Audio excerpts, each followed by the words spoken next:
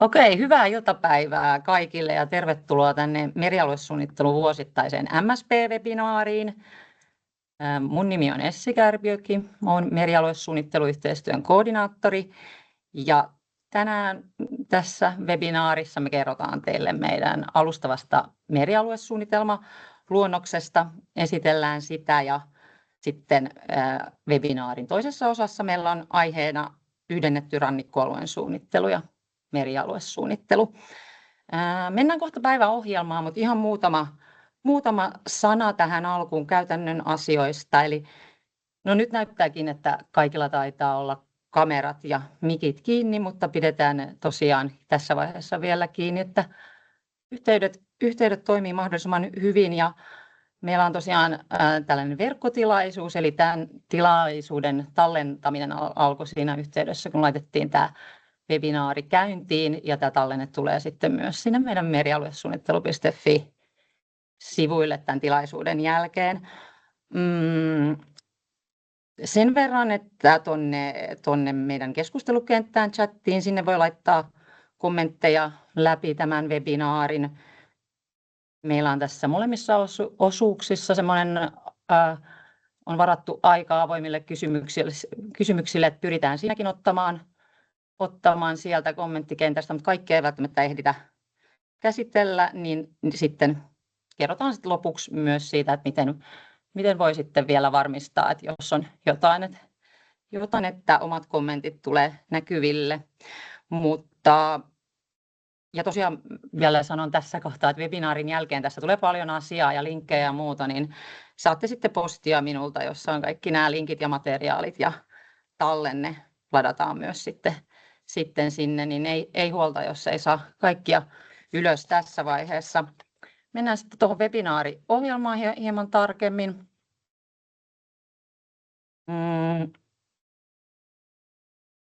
Eli aloitetaan tällä merialuesuunnittelun koordinaatioryhmän vetämällä alustavan merialuesuunnitelmaluonnoksen esittelyllä.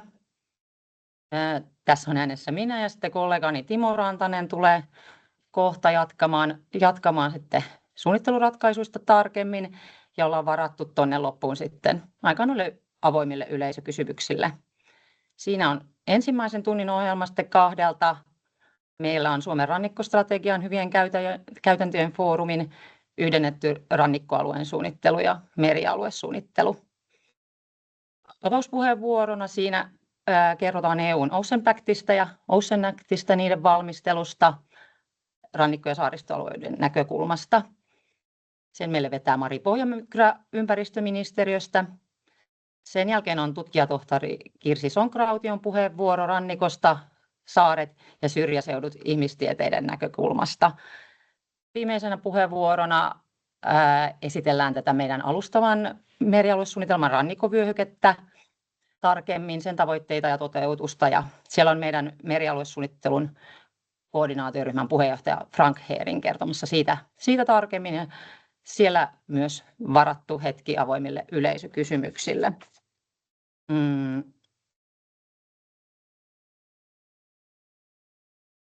Ja ihan tähän webinaarin alkuun tämmöinen perinteinen, että haluttaisiin tietää, ketä meidän sidosryhmiä on paikalla tänään. Meillä on lyhyt kysely, tämmöinen polls. Maija-Stiina varmaan sen tuonne keskustelukenttään jakaakin. Nyt tuli ainakin minulle tähän näkymiin. Siellä on 3 välilehteä, ihan lyhyet monivalinnat. Siitä voi klikkailla eteenpäin, mitä tahoa edustat, minkä merialuesuunnittelun toimialan piirissä työskentelet. Siellä on meidän merellisiä toimialoja. Voi myös valita useampia vaihtoehtoja. Sitten viimeisempänä, toimitko maakunnallisella vai valtakunnallisella tasolla, eli onko alueellinen toimija vai valtakunnallinen toimija. Sieltä voi sitten myös maakunnan valita. Ja sen jälkeen painetaan lähetä, niin saadaan nämä tiedot tuonne meidän keskustelukenttään. Odotetaan ihan hetki, että kaikki ehtii vastaamaan.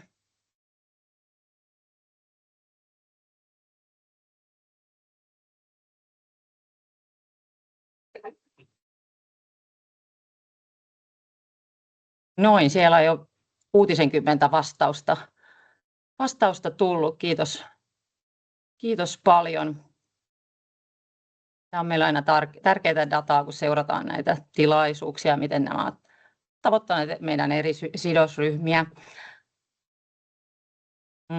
Sitten kerron ihan lyhyesti teille tästä merialuesuunnitelman tilannekuvasta, että varmasti se kaikkia kiinnostavin osio on se meidän alustava suunnitelma, luonnos ja sen suunnitteluratkaisut, eli ihan lyhyt alustus tähän alkuun, miten ollaan tultu tähän päivään. Eli tämä merialuesuunnitelman päivitystyö on käynnissä. Se ensimmäinen koko Suomen merialueet kattava merialuesuunnitelma tuli voimaan vuonna 2020. Ja tämä valtioneuvoston asetus merialuesuunnittelusta, niin sen mukaan meillä on tämä merialuesuunnitelman ajantasaisuutta tulee vähintään 10 vuoden välein tarkastella. Mutta niin kuin tiedetään, niin meidän toimintaympäristössä on todella merkittäviä muutoksia tämän ensimmäisen merialuesuunnitelman hyväksymisen jälkeen, vuoden 2020 jälkeen. Siellä on muun muassa EU-säädöksiä, niitä on uusiutunut. Merellinen energiatuotanto, sen tavoitteet ovat kasvaneet merkittävästi. Ilmastonmuutokset on korostuneet ja sitten huoltovarmuuden ja kokonaisturvallisuuden näkökulmasta niin merenkulun merkitys ja merialueiden merkitys ylipäätään on kasvanut. Eli sen takia lähdettiin tätä merialuesuunnitelmaa päivittämään vähän nopeammalla syklillä. Eli näiden tunnistettujen määriteltyjen muutostarpeiden osalta niin voimassa olevaa merialuesuunnitelmaa on päivitetty. Sitten muilta osin niin se voimassa oleva merialuesuunnitelma säilyy ennallaan.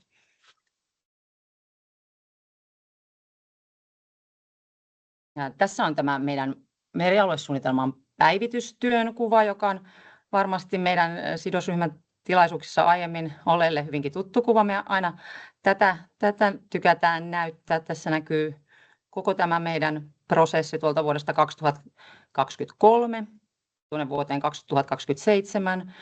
Se 2027 vuoden loppupuoli on sellainen, että silloin meillä on tavoitteena, että tämä päivitetty merialuesuunnitelma on hyväksytty kaikissa 8 rannikon maakuntaliitossa.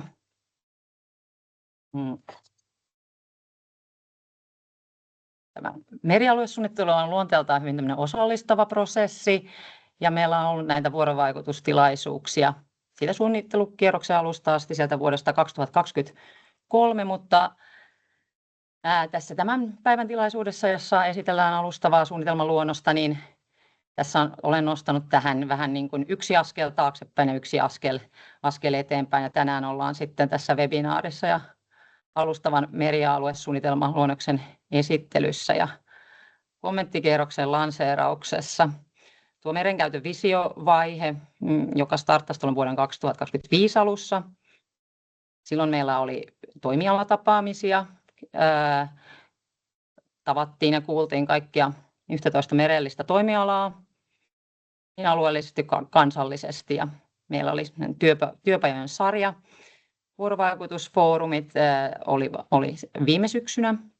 Ne oli tällaisia teemallisia merialuesuunnitteluprosessin alueellisia ja sitten oli 2 kansallista työpajaa meidän sidosryhmille.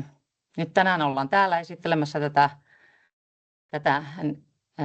tätä tulosta, alustavaa merialuesuunnitelmaluonnosta.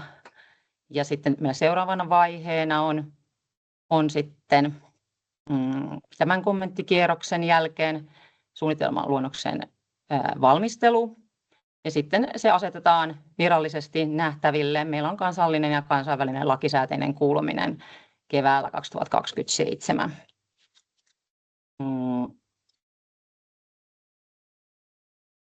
Ja sitten tämä on varmasti tuttu kuva, jos olette olleet meidän alueellisissa tai kansallisissa vuorovaikutusfoorumeissa viime syksynä.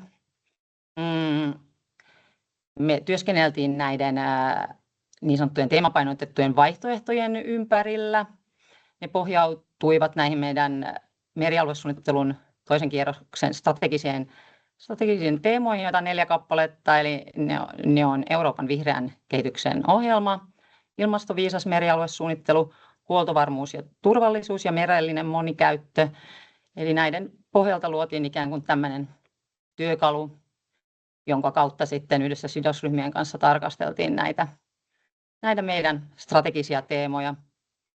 Ja nämä teemat näkyy sitten totta kai tässä tänään esiteltävässä alustavassa suunnitelmaluonnoksessa ja sen suunnitteluratkaisuissa, joista Timo kertoo kohta meille lisää. Ole hyvä, Timo.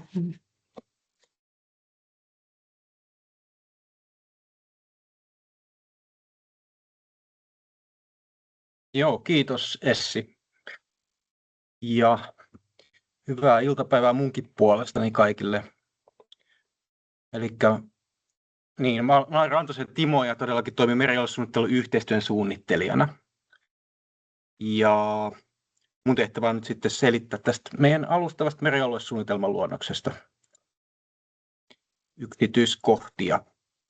Ja mä aloitan tämän esityksen käymällä läpi tätä mistä tämä alustava suunnitelmaluonnos koostuu ja sitten myöskin hiukan näitä taustoja. Eli meillä on näitä sisältöjä työstetty tässä useiden vuosien aikana. On tehty selvityksiä ja muut organisaatioiden selvityksiä on myös hyödynnetty ja sitten vahva sidosryhmäyhteistyö on se, mikä on leimannut tätä meidän työskentelyä. Eli niiden pohjalta sitten tämän kevään aikana, vuoden 2026 kevään aikana, niin on tämä alustava suunnitelmaluonnos sitten tehty. Ja tämä alustava suunnitelmaluonnos, niin se koostuu kartallisesta osiosta ja kirjallisesta osiosta, ja sitten meillä on myöskin muita materiaaleja, jotka täydentää sitä. Ja kartallisessa osiossa niin meillä on tietysti suunnitelmakartat, eli meillä on 3 suunnittelualuetta, joista jokaisesta on oma suunnitelmakartta, ja sitten näistä muodostuu tämä koko Suomen suunnitelmakartta ja merialuesuunnitelma. Ja tätä kartallista osiota, niin siihen liittyy myös karttapalvelu, jossa nämä merkinnät on mukana ja sitten niitä tukevat tausta-aineistot.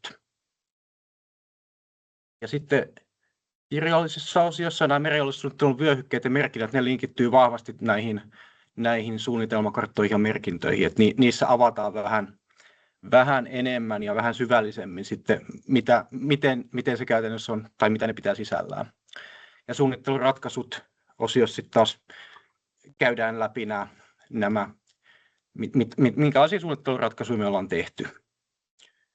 Ja alueelliset kehityskuvat kuuluu myös kirjalliseen osioon, kuten sitten visiot, joista on tämä yleinen visio ja toimialakohtaiset visiot olemassa.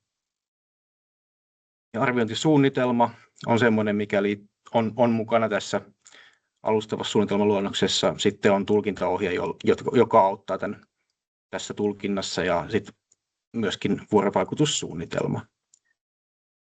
Ja tässä sitten ne aineistot,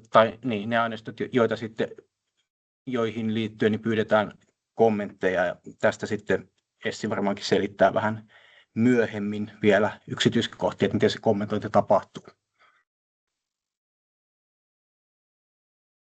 Joo, ja tämän lisäksi, että meillä on nyt tämä alustava suunnitelmaluonnos, niin meillä on vielä tähän päivitystyöhön liittyen niin vielä osioita, joita ei ole otettu tähän vaiheeseen mukaan. Eli sitten kun on saatu kommentit teiltä tässä kohdassa kesän aikana ja huomioitu ne, niin sitten seuraavassa vaiheessa päivitetään myöskin taustatusta, merialuesuunnittelun taustatusta, sitten tiekartan toimenpiteitä, joita on työstetty yhdessä teidän kanssa, ja sitten alueelliset tilannekuvat on myös semmoinen, mikä tulee sitten syksynä mukaan, ja vaikutusten arviointi myös.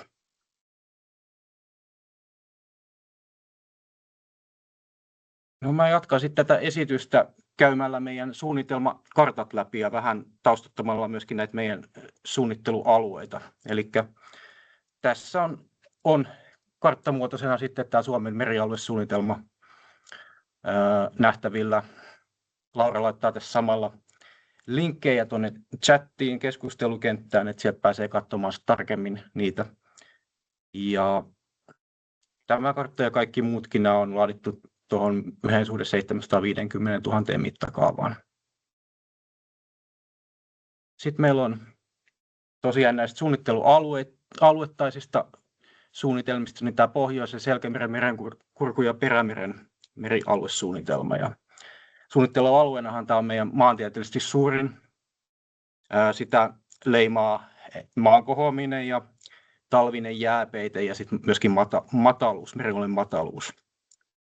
Paljon luontoarvoja on ja sitten esimerkiksi tämä lohijoet nousee usein esille keskusteluissa. Ja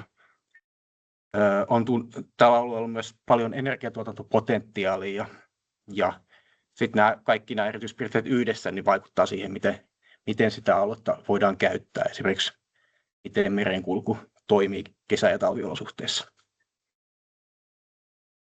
Ja sitten meillä on Saaristomeren ja Selkämeren eteläosan merialuesuunnitelma. Ja tätä aluetta niin leimaa ainutlaatuinen saaristoluonto ja elinvoimainen kulttuuriperintö varmastikin, jotka mahdollistaa sitä matkailua ja virkistystä. Ja alueella on kalastusta ja vesiviljelyä aika paljon ja myös meriteollisuus on korostuneessa asemassa ja Satakunnan puolella on merituulivoimaa. Ja sitten satamat myöskin, niillä on merkittävä rooli tuossa kansainvälisessä logistiikassa ja Suomen kauppamerenkulussa ja sitten henkilöliikenteessä myös. Ja sitten Suomenlahti ja Suomenlahden merialuesuunnitelma on siinä näkyvillä ja meriympäristöosat voi todeta, että saaristoluonto ja pienialaisia merellisiä luontotyyppejä tarjoava rikkonainen rannikko, niin ne on tärkeitä tämän monimuotoisuuden kannalta. Ja alueella korostuu lisäksi niin merilogistiikka, matkailu, virkistys ja kulttuuriperintö. Ja Suomen merialueesta on vilkkaimmin liikennöity alue, jossa on sitten Suomen suurimmat satamat ja myöskin tämä keskeinen rooli Suomen rajaturvallisuudessa ja maanpuolustuksessa on tunnistettu.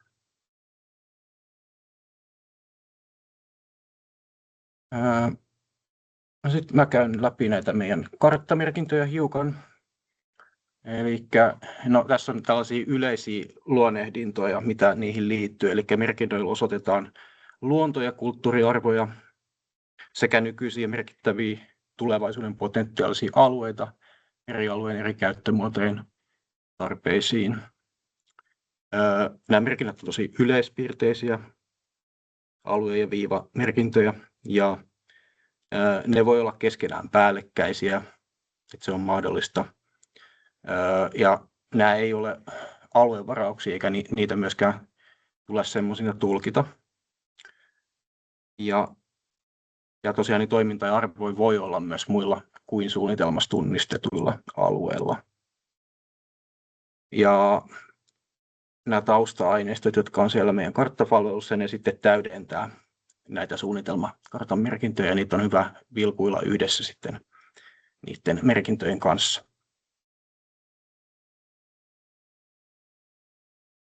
Ja tässä näkyy sitten kokonaisuutena nämä meidän karttamerkinnät, joita tähän alustavan merialuesuunnittelun luonnokseen kuuluu. Eli siellä on merialuesuunnittelussa tunnistettuja yhteyksiä ja yhteystarpeita viivamaisella merkinnällä ja sitten on merialuesuunnitelmassa tunnistettuja merkittäviä potentiaalisia alueita ja sitten meillä on vyöhykkeitä ja sitten taustakarttaan kuuluu hallinnollisia rajoja, jokia ja rantaviivaa.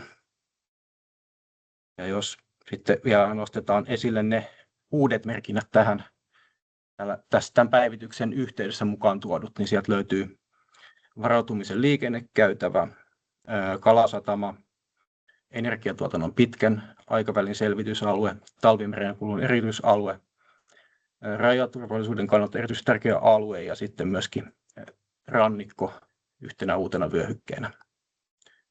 Ja nämä on joko koko Suomen alueella tai sitten vain joidenkin meidän suunnittelualueiden alueella esiintyviä. Joo, ja sitten seuraavaksi selitän näistä meidän merialuesuunnittelun vyöhykkeet ja merkinnät tai tästä dokumentista, joka tukee tätä kartallista puolta ja jonka lukemalla niin pääsee ehkä vielä paremmin perille, että mitä kartalla sitten kuvataan. Eli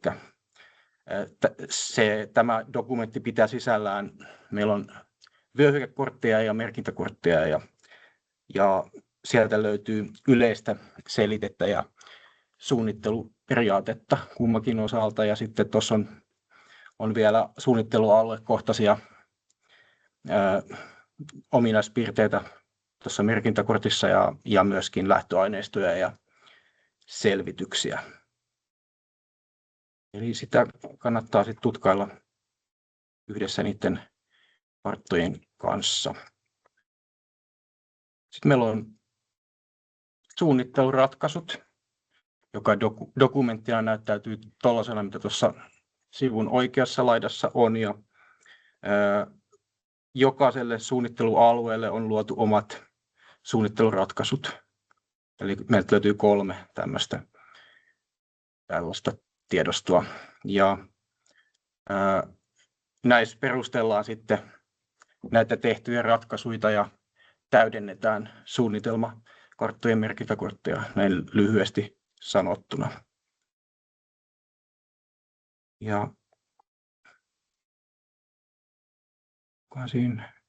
no sitten tosiaan huomioidaan nämä kaikki, tai on huomioitu tässä alustavassa suunnitelmaluonnoksesta nämä kaikki meidän 11 toimialaa, jotka on kaivannaiset, meriympäristö, bioteknologia, maanpuolustus, meriliikenne, vesiviljely, kalastus, meriteollisuus, kulttuuriperintö sekä matkailu ja virkistys. Ja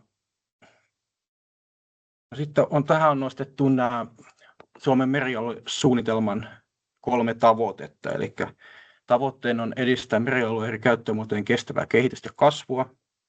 Sitten on tavoitteena edistää merialueen luonnonvarojen kestävää käyttöä ja meriympäristön hyvän tilan saavuttamista. Ja nämä tavoitteet mielessä sitten näitä suunnitteluratkaisuja on tehty. Ja sitä kautta korostuu tämä luonnon asettama, tai luonto on siellä kaiken taustalla, että se pitää huomioida kaikessa meidän suunnittelussa. Ja just tämä yhteensovittaminen on merialuesuunnittelussa tosi keskeisenä osana mukana. Joo.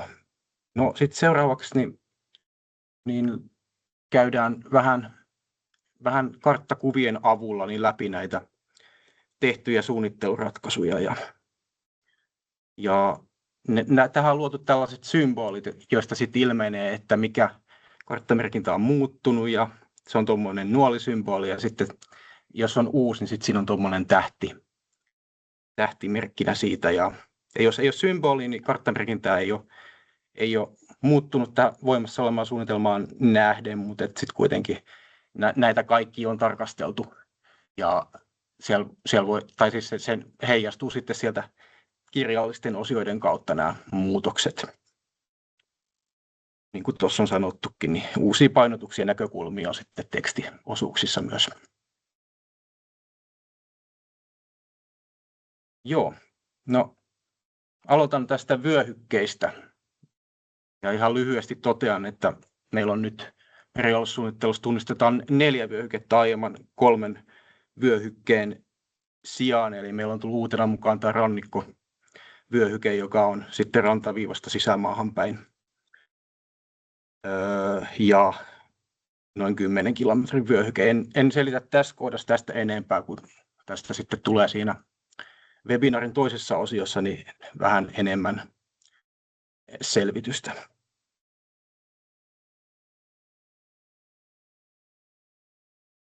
Mutta mennään sitten seuraavaksi tähän meriympäristön ja merellisen luonnon teemaan. Eli siinä tunnistetaan meriluonnon monimuotoisuuden kannalta merkittäviä alueita ja ekologisia yhteyksiä, jotka tukevat meriekosysteemien toimivuutta ja luonnon monimuotoisuuden säilymistä. Ja meillä on ekologinen yhteys, joka on sitten merialueiden ja rannikon ekologisen kytkeytyneisyyden ilmentymä, ja siinä huomioidaan vaelluskalat ja linnut ja lepakot. Ja aiempaan verrattuna niin näiden yhteyksien määrä on kasvanut. Et mukana on nyt myös tuo rannikon suuntainen yhteys ja sitten merialueiden ylimenevät yhteydet, ja meillä on myöskin enemmän näitä jokia näiltä rannikolta otettu mukaan tähän yhteyteen. Ja sitten tästä merkittävästä vedenalaisesta luontoarvoista, niin ne perustuu valtakunnallisesti tunnistettuihin ekologisesti merkittäviin meriluontoalueisiin, eli näihin EMMA-alueisiin. Ja ne alueet on vedenalaisten lajien luontotyyppien monimuotoisuuden, uhanalaisuuden ja ainutlaatuisuuden kannalta niin arvokkaita elinympäristöjä. Ja sitten meillä on tausta. Aineistoissa esitellään suojelualueita ja kansallispuistoja.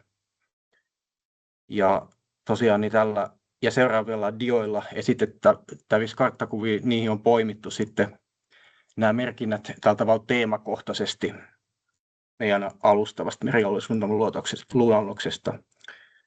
Ja niin varsinaiset suunnitelmakartathan näytettiin sitten tässä tämän esityksen alkupuolella, mutta tämä on nyt tähän esitykseen luotu tämmöinen lähestyminen.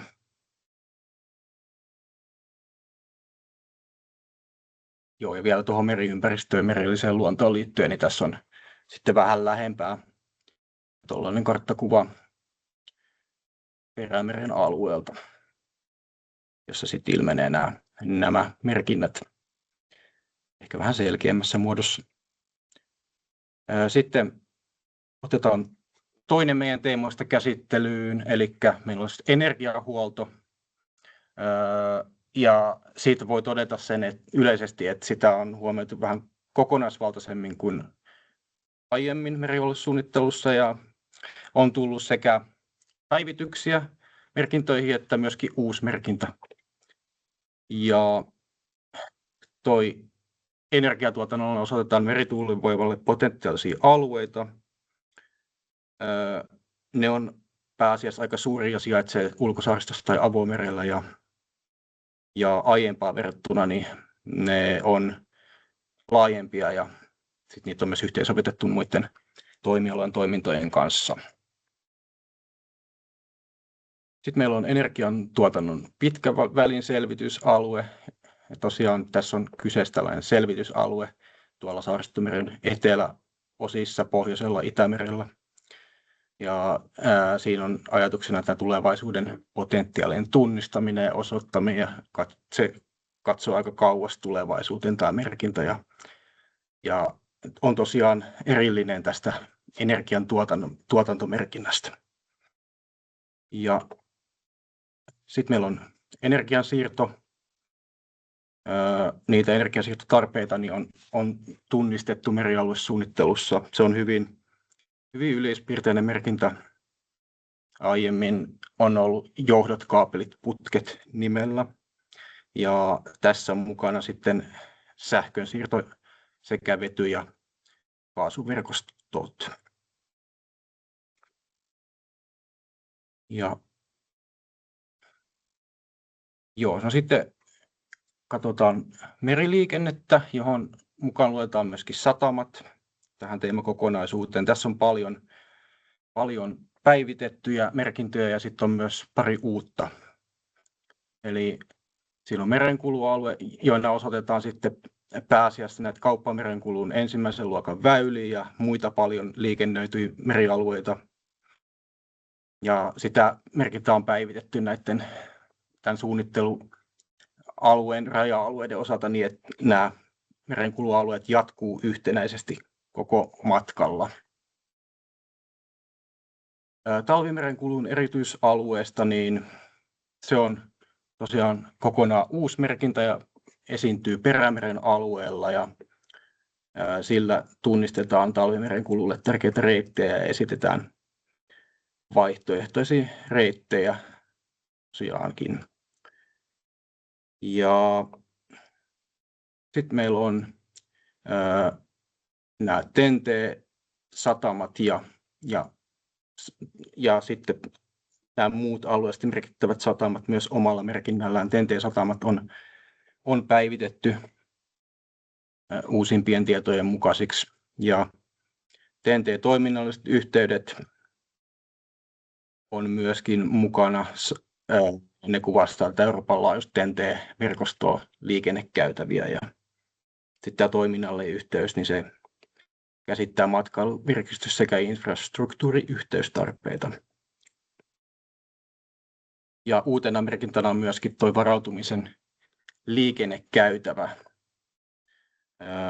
jolla sitten tavoitellaan Pohjoismaiden välisten kriittisten liikenneyhteyksien turvaamista kaikissa olosuhteissa ja tavoitteena on edistää siviili- että sotilaallista liikkuvuutta ja tukea turvallisia ja kriisinkestäviä kuljetusketjuja.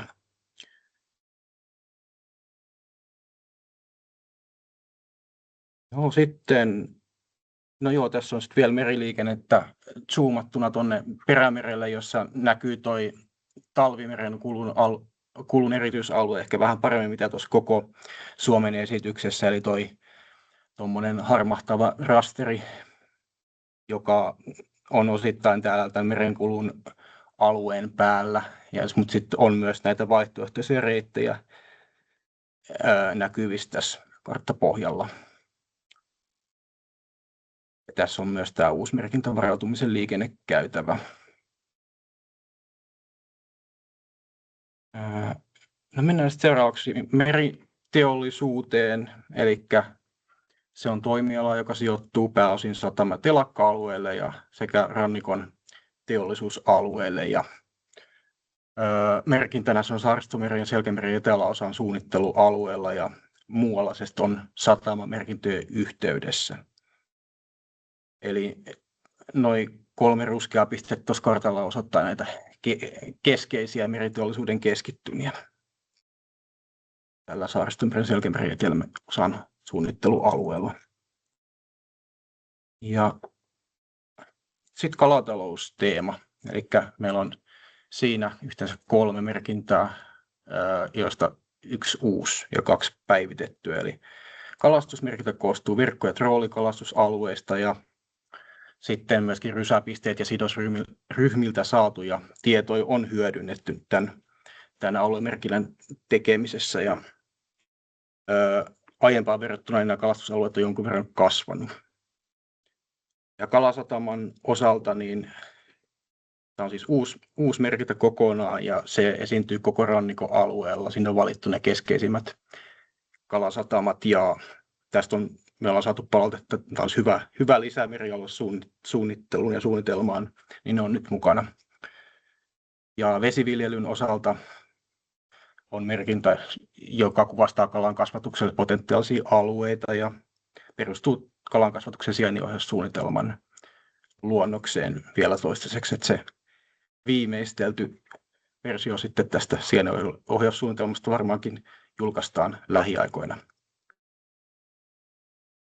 Ja tästä vielä voidaan katsoa hiukan lähempää näitä merkintöjä, että nyt noissa kalasatamatkin erottuu tuosta kartasta vähän paremmin. Täällä on sitten nämä eteläisemmät alueet Vaasasta etelään ja Ahvenanmaalta itään. Joo, sitten mennään eteenpäin. Matkailu- ja virkistyskäyttö on sitten seuraavana, eli siellä on yhteensä tai pari merkintää ja sitten on tuo saaristo lisäksi tuossa, joka on otettu tämän matkailu- ja virkistyskäytön alle nyt tässä. Ja tämä matkailu- ja virkistys osoittaa nykyisellään merkittäviä tai potentiaalisia matkailu- ja virkistyskäytön kehittämisen alueita ja siellä matkailun kohteiden lisäksi niin siellä on veneilyn, vapaa-ajan vieton, yleisen virkistyskäytön kohdealueita ja sitten myöskin vapaa-ajan kalastuksen ja metsästyksen alueita ja myöskin omatoimista virkistystä sisältyy tähän merkintään. Ja tämä matkailuvirkistysyhteys puolestaan, niin silloin osoitetaan koko Suomen läpi kulkevan veneilyn runkoväylää, joka on sitten saavutettavuuden ja palveluiden keskeinen virkistys- ja matkailureitti ja kytkeytyy myöskin naapurimaihin. Ja saaristo taas se linkittyy tosiaan tähän matkailuvirkistyskäyttöön, mutta myöskin kulttuuriperintöön, mikä tulee seuraavalla dialla, niin silloin otetaan merkittäviä toiminnallisia saaristokokonaisuuksia. Ja siinä on huomioitu elinvoimaisen saariston muodostumiseen vaikuttavia muuttujia, kuten asuminen, elinkeinot, palvelut ja saavutettavuus. Ja sitten kulttuuriarvot tämän kulttuuriperinnön alta, niin lyhyesti sanottuna osoitetaan kulttuuriarvojen tihentymiä. Niihin sit sisältyy tosi monenlaisia aineistoja, eli joiden pohjalta se on tehty se merkintä, että siellä on valtakunnallisesti arvokkaita maisema-alueita, merellisiä, valtakunnallisesti merkittäviä rakennettuja kulttuuriympäristöjä, valtakunnallisesti merkittäviä arkeologisia kohteita ja vedenalaisia kulttuurimaisemia, rannikkokalastuksen ja metsästyksen perinnealueita ja muitakin merellisen kulttuuriperintöön liittyviä kokonaisuuksia. Ja tausta-aineistosta löytyy sitten näitä tämän merkinnän taustalle tai siihen käytettyjä aineistoja. Sitten meillä on vielä maanpuolustus ja tähän turvallisuusnäkökulmaan liittyy uusi merkintä, eli rajaturvallisuuden kannalta erityisen tärkeä alue. Ja alueella korostuu rajaturvallisuuden ja muiden toimintojen yhteensovittamisen erityispiirteet, kuten vaikkapa meriturvallisuus, rajavalvonta ja viranomaisyhteistyö. Ja puolustusvoimien alueita yleisesti ottaen niin esitetään pääsääntöisesti joko tausta-aineistoista, mutta myöskin sitten erityisaluemerkinnän alla. Niin, ja tuosta rajaturvallisuudesta piti vielä se mainita, että se on täällä Suomenlahden itäosissa. Ainoastaan näkyvillä. Ja sitten erityisalueet vielä, niin tosiaan siinä oli toi puolustusvoimien osalta on toi Lohteen alue täällä Keski-Pohjanmaalla, iso alue, sitten siihen kuuluu ydinvoimaloita ja hukkalämpölaitoksia. Myöskin rannikolla monessa kohdassa näitä pieniä harmaita pisteitä saattaa erottua. Ja sitten meillä on tuo erityisen yhteensovittamisen alue, jolla osoitetaan pääkaupunkiseudun rannikko- ja sisäsaariston vyöhyke, jolla on useita eri toimintoja ja potentiaaleja. Ja katson kelloa, minulla on vielä hetki aikaa tässä. Sitten meillä on myös semmoisia toimialoja, jotka ei vielä tässä kohdassa ole tässä kartallisessa suunnitelmassa mukana, eli kaivannaisala ja sininen bioteknologia. Niiden toimialojen kanssa tehdään yhteistyötä ja niitä on käsitelty meidän kirjallisissa suunnitelmissa, mutta vielä toistaiseksi niin eivät ole päätyneet kartalliseen suunnitelmaan. Ja tämä olikin sitten mun viimeinen dia. Annan seuraavaksi Essille puheenvuoron tähän kommenttikierrokseen liittyen. Tämä oli tämmöinen pikaesitys nyt tästä teemakohtaisesti jaoteltuna ja kannustan tutustumaan sit materiaaleihin vähän lisää myöskin. Mutta Essi, ole hyvä.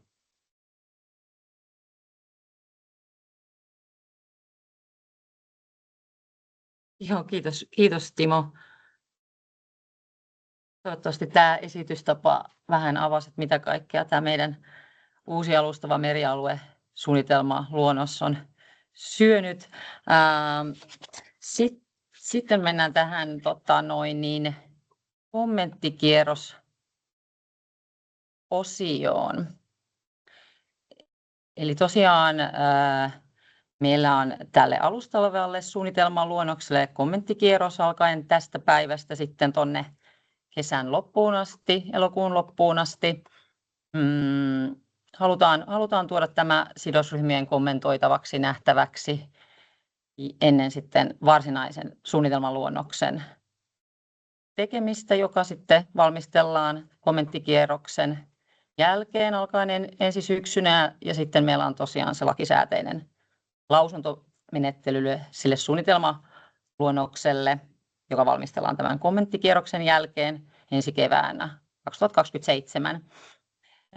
Ennen kuin vielä mennään tarkemmin, että mistä nämä aineistot löytyy ja missä voi kommentoida, niin tässä vielä huomioon, että meillä on seuraavat kokonaisuudet, materiaalit siellä kommentoitavan, eli tämä koko Suomen alustava merialuesuunnitelma. Nämä on kaikki avoimia kenttiä, mihin voi vapaasti jättää kommentteja. Sitten on suunnittelualuekohtaiset, jos se koskee jotain tiettyä aluetta. Siellä on erikseen sitten osiot Suomenlahdelle, Saaristomereen ja Selkämeren eteläosalle ja sitten pohjoiselle Selkämerelle, Merenkurkulle ja Perämerelle. Ja sitten meillä on myös tämä vaikutusten arviointiprosessiin liittyvää materiaalia siellä kommentoitavana, josta kerron kohta lisää. Hieman ennen kuin mennään näihin käytännön juttuihin. Eli tämä suunnitelmaluonnosten vaikutusten arviointi. Meitä merialuesuunnittelua velvoittaa tämä niin kutsuttu SOVA-laki, eli lakiviranomaisten suunnitelmien ja ohjelmien vaikutusten arvioinnista. Siinä arvioinnissa on tavoitteena tunnistaa merkittäviä vaikutuksia muun muassa luonnon monimuotoisuuteen, ilmastoon, yhdyskuntarakenteeseen, sitten maisemaan, kulttuuriperintöön liittyviä merkittäviä vaikutuksia. Ja se myös toteutetaan samalla tasolla kuin tämä merialuesuunnitelma, eli strategisella tasolla, ja tehdään myös maantieteellisesti näille meidän 3 suunnittelualueelle ja kootaan sitten yhteen ympäristöselostukseksi. Ja myös tätä vaikutusten arviointiprosessia tosiaan voi kommentoida tässä samassa yhteydessä, ja myös ne asiakirjat löytyy sieltä.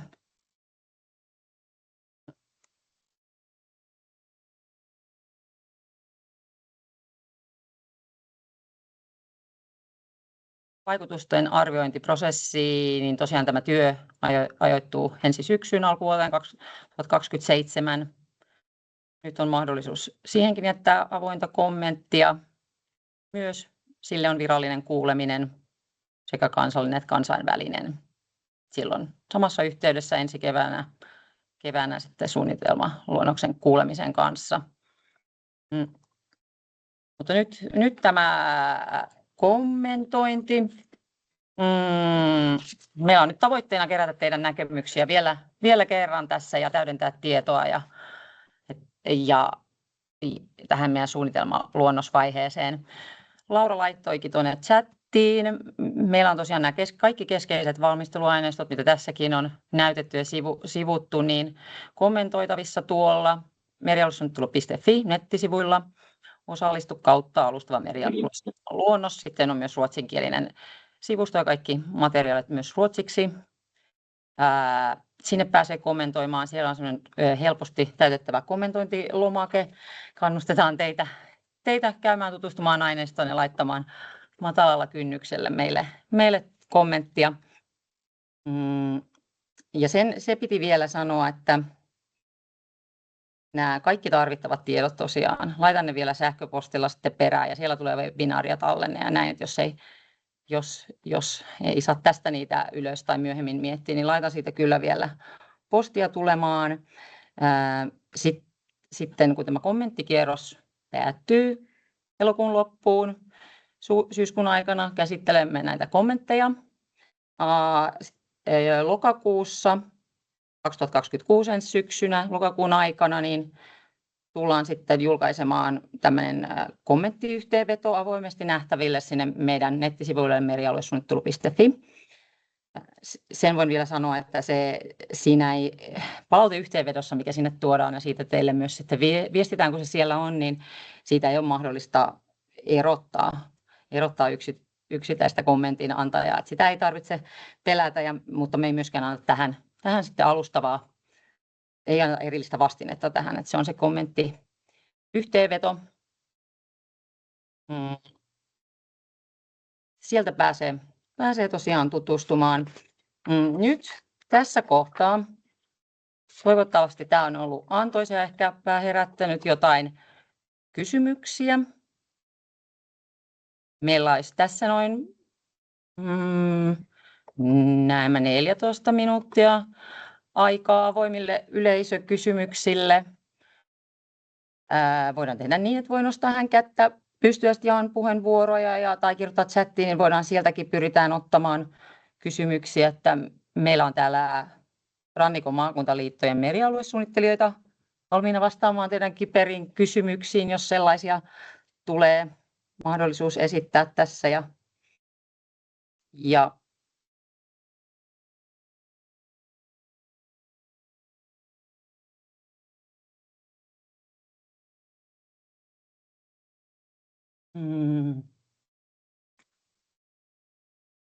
Joo, täällä on, otetaan chatista ekana. Vanessa Rajan on kysynyt, että mistä syystä päädyttiin taas jättämään nykyiset luonnonsuojelualueet tausta-aineistoihin. Että kun yksi merialuesuunnittelun tavoitteista on meriympäristön hyvän tilan tavoitteiden edistäminen tai saavuttaminen, niin nämä suojelualueet olisivat ensisijaisen tärkeitä. Joo. Meillä voi vaikka meidän suunnittelijat laittaa ehkä kameraa päälle ja näin. Olisiko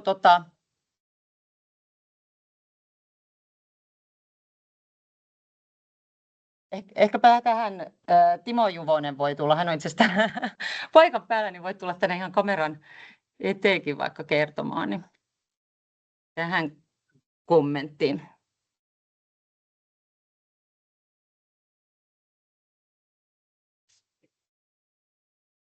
Tervehdys, eli Timo Juvonen Varsinais-Suomen liitosta. Ja muut suunnittelijat voi sitten myös täydentää vastauksia. Eli nyt ensin kysyttiin tästä, jos nyt vastaan yhteen kysymykseen, niin muutkin saa puheenvuoron. Eli me ollaan edelleen päätytty siihen, että tämän niin kuin suunnitelman strategisuuden näkökulmasta niin nämä nykyisten luonnonsuojelualueiden merkkaaminen olisi tosi vaikeaa. Ehkä toinen syy on myös se, että se mittakaavataso on niin eri, eli tämä on, niin kuin Timo tuossa alussa näyttikin, että se on 750 000, niin niiden näkyviin saattaminen olisi oikeastaan lähes mahdotonta, hyvin vaikeaa. Ja me ollaan, niin kuin nähdään, että tässä suunnitelmassa halutaan varsinkin just tulevaisuuden näkökulmaa, eli nämä EMMA-alueet on erityisesti sellaisia, mitä me haluttaisiin sen tapaista niin kuin suojelutasoa tuoda esille. Ja oltaisiin valmiita esimerkiksi, jos nämä suuret kansalliset hankkeet, vaikka biodiversia tai sitten valtiolliset ennallistamisnäkökulmat tai suojelun lisääminen, jos näistä saataisiin niin kuin sanotaan tieto tai päätös, niin me oltaisiin varmasti valmiita esittämään niitä suunnitelman luonnoksissa, mutta tämänhetkinen näkökulma on, että nykyiset suojelualueet on selkeästi parhaiten nähtävissä tausta-aineistossa, jolloin voi niitä voi silloin katsoa myös päällekkäin ja nähdä, että miten ne on siellä. Että tällähän ei suojella alueita, vaan tuoda esille niitä arvoja, mutta tämä on nyt tänne lyhyt tiivis vastaus. Muut saa täydentää. Tässä oli muuta sitten, kenelle säännät niitä? Joo. Katsotaan. Täällä on Frank jatkaa sieltä. Ja kiitoksia Frank Jörn Kymenlaakson liitosta ja kiitos Timo. Kerroit jo, että niistä periaatteista haluan kuitenkin korostaa vielä, että niitä suojelualueita, natura-alueita, arvoalueita, ne on huomioitu hyvinkin tarkasti suunnitteluratkaisuja tehtäessä. Eli kyllä meidän koko suunnitteluprosessi lähti liikkeelle, että kyllä ne alueet on tunnistettu, ne huomioidaan ja joka ikinen ratkaisu kyllä on punnittu tämän kauttakin, että ei vaaranneta niitä alueita, mutta on katsottu, että se mitä on jo olemassa oleva Kyllä se on sillä tausta-aineistona, mutta sitten se tulevaisuuden näkymä ja kaikki se, mitä liittyy yhteensovittamiskysymyksiin, kyllä se on sitten merialuesuunnittelun ytimessä. Eli tältä osin kyllä, että ne on hyvinkin vahvasti mukana siellä taustalla ja yhtä ainakaan askel on tehty ilman, että on varmistettu, että suojeluverkoston toimivuus on vaadittu. Kiitos. Kiitos Frank. Otetaan seuraava kysymys täältä. Eli tässä kalankasvatuksen sijainninohjaussuunnitelmassa määritetään jatkokasvatusalueita kaloille. Ja sillä jatkokasvatuksella tarkoitaan tuotantovaihetta, jossa kalat eivät ole enää poikasia. Tämä suunnitelma ei koske poikaskasvatusta tai kalojen talvehtimisalueita eikä kasvien tai muiden eliöiden viljelyä, koska näiden tuotanto-olosuhteet ovat erilaiset. Näille pitää huomioida myös omat alueet. Vanhassa merialuesuunnitelmassa mukana olivat myös nämä alueet. Ovatko nämä mukana edelleen, oli kysymys.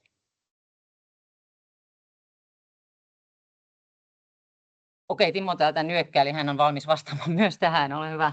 Aina muisti on näin rajallista tietysti.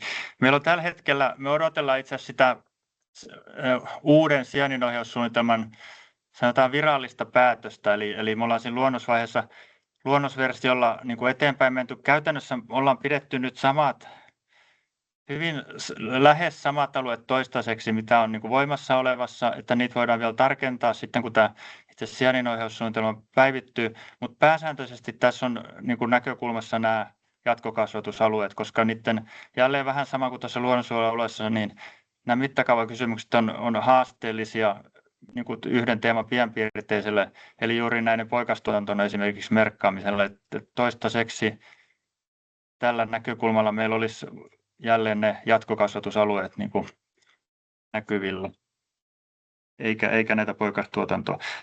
Sitten täällä Kalasataman verkostolla ollaan haluttu vähän niin kuin tuoda myös sitä lisäviestiä, että sehän palvelee niin kuin kokonaisuudessa kalatalousteemaa ja on niin kuin tärkeää myös sit tässä vesiviljelyn osalta.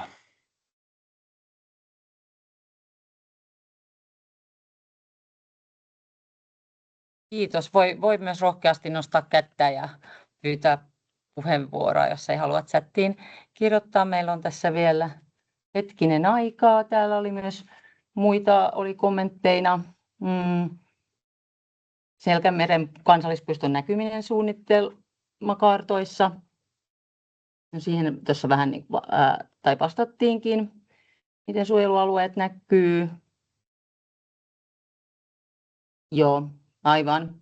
Ja sitten oli kysymys, että milloin sijainninohjaussuunnitelman luonnos lähetetään lausuntokierrokselle. Tästä jollakin, oliko tietoa? Varmaan teillä on parempaa tietoa, että se on kansallisessa käsissä, että ilmeisesti onko sitten ministeriö 3M, kun sen päättää vai. Mutta joo, jos jollain on parempaa aikataulutietoa, niin saa sanoa, että siellä on Mari nosti käden ylös. Niin Virtasen Mari Kalankasvattajaliitosta sijainninohjaussuunnitelma on ollut viime heinä-elokuussa jo, että se on ollut, että se on tällä hetkellä viimeistelyssä. Niin se taitaa odottaa niin kuin enemmän hyväksymisprosessia. Kyllä se on, joo, se on itse asiassa ympäristöministeriössä vielä. Okei, selvä. Kiitos täsmennyksestä. Joo, kiitos. Siellä oli hyvä asiantuntijatietoa. Katson tuossa Laura, että onko meille chattiin tullut vielä jotain ajatuksia. Ei mitään uutta. Kiva, että olette kommentoineet aktiivisesti. Ja toivottavasti sitten myös sinne lomakkeen puolelle ja jätätte kommentteja.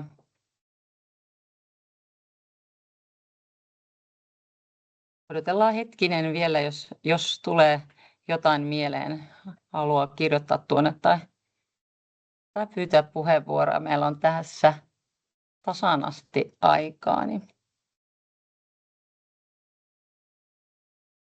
voin tässä välissä sanoa, että meillä on tämä 2-vuotuista tapahtumaa, tämä MSP-webinaari, se on tänään 3. kertaa. Ja sitten on tämä MSP-päivä.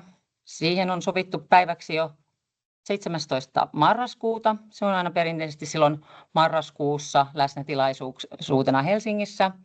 Siitä tullaan teitä kyllä informoimaan ja lähettämään sitten eri kanavia pitkin teille kutsua. Mutta tässä nyt tiedoksi, jos joku haluaa jo laittaa sen kalenteriin. Meillä on myös tämä avoin yhteistyöryhmä. Siellä on reilu 1000 henkilöä. Se on siis samalla tämä meidän uutiskirjeen vastaanottajaryhmä. Siihen pääsee sieltä meidän nettisivuilta merialuesuunnittelu.fi. Niin siellä on sellainen, siellä on ihan oikealla ylhäällä sellainen kohta kun osallistu. Niin sieltä pääsee täyttämään omat yhteystiedot.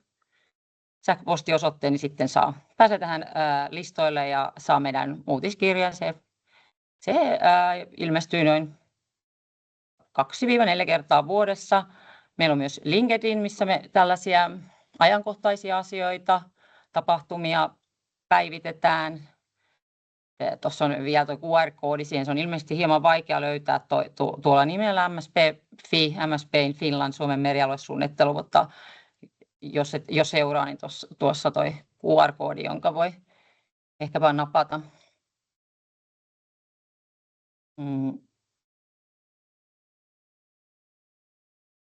Ehkä voidaan päättää meidän osiot tähän. Kiitos kysymyksistä, ketkä rohkaistuitte kysymään ja kommentoimaan. Ja tosiaan sieltä sitten lomakkeen kautta, niin sieltä on sitten ehkä myös kiva jättää, kun ehtii vähän katsoa ja miettiä, jos tulee jotain, niin sinne vaan rohkeasti palautetta jättämään.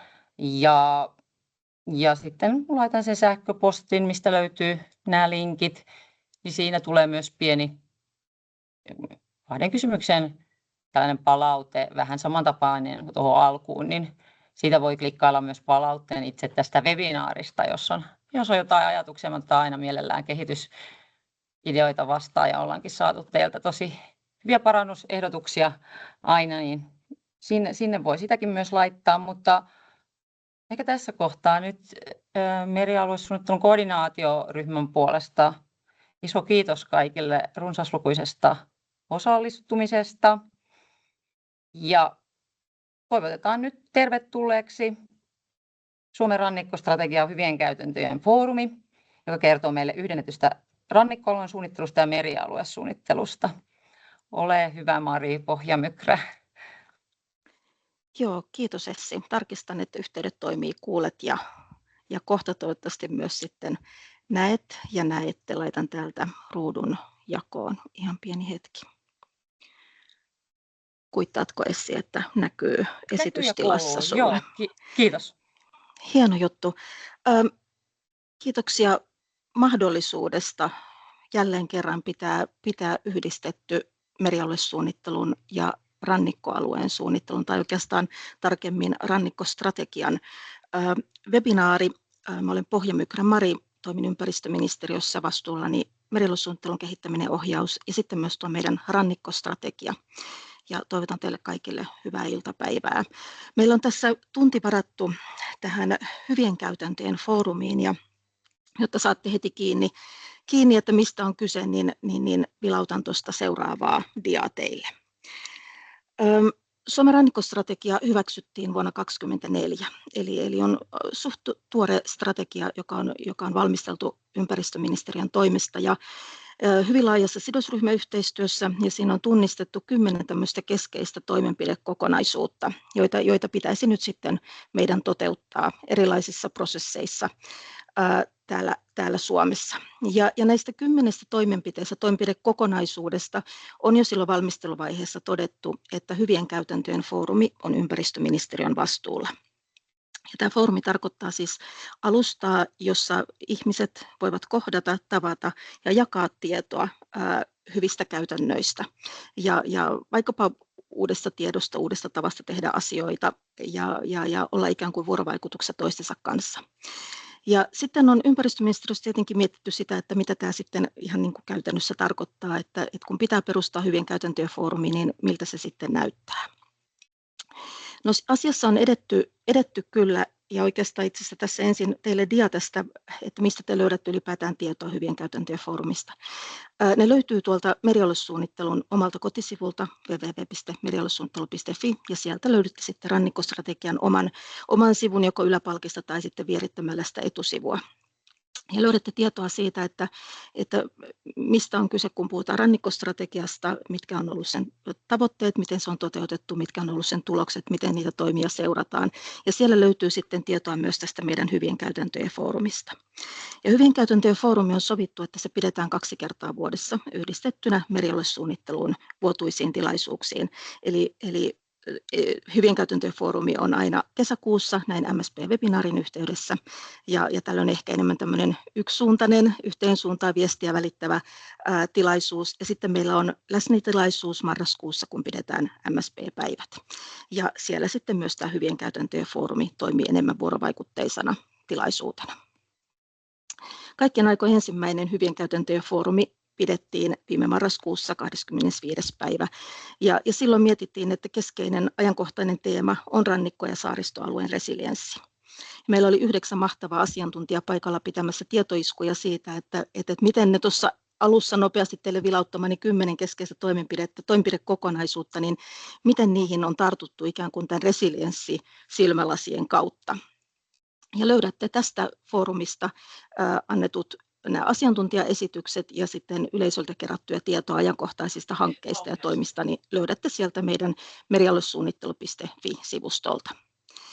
Ja nyt ollaan sitten tässä toisessa, kaikkien aikojen toisessa hyvien käytäntöjen foorumissa. Ja tällä kertaa pidetään teemalla yhdennetty rannikkoalueen suunnittelu ja merialuesuunnittelu. Ja ihan tässä alkuun mä vien teidät hiukan tuonne EU-maailmaan, eli varmaankin kaikille merellisille toimijoille on enemmän tai vähemmän tuttu.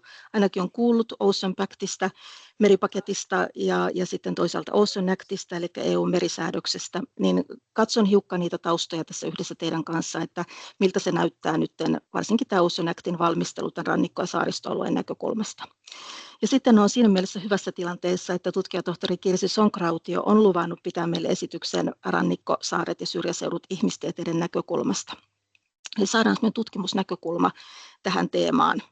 Ja lopuksi sitten merialuesuunnittelukoordinaatioryhmän puheenjohtaja, suunnittelujohtaja Frank Heering pitää meille esityksen siitä, että miltä se rannikkovyöhyke oikein näyttää siinä päivitetyssä merialuesuunnitelmassa, tai oikeastaan nyt puhutaan alustavasta merialuesuunnitelman luonnoksesta, sen tavoitteista ja toteutuksesta. Ja kun nyt kerran kyseessä on webinaari, niin annetaan aikaa näille esityksille, ja jos meille jää aikaa, niin sitten tuolla lopussa käydään vielä yleisökysymyksiä läpi.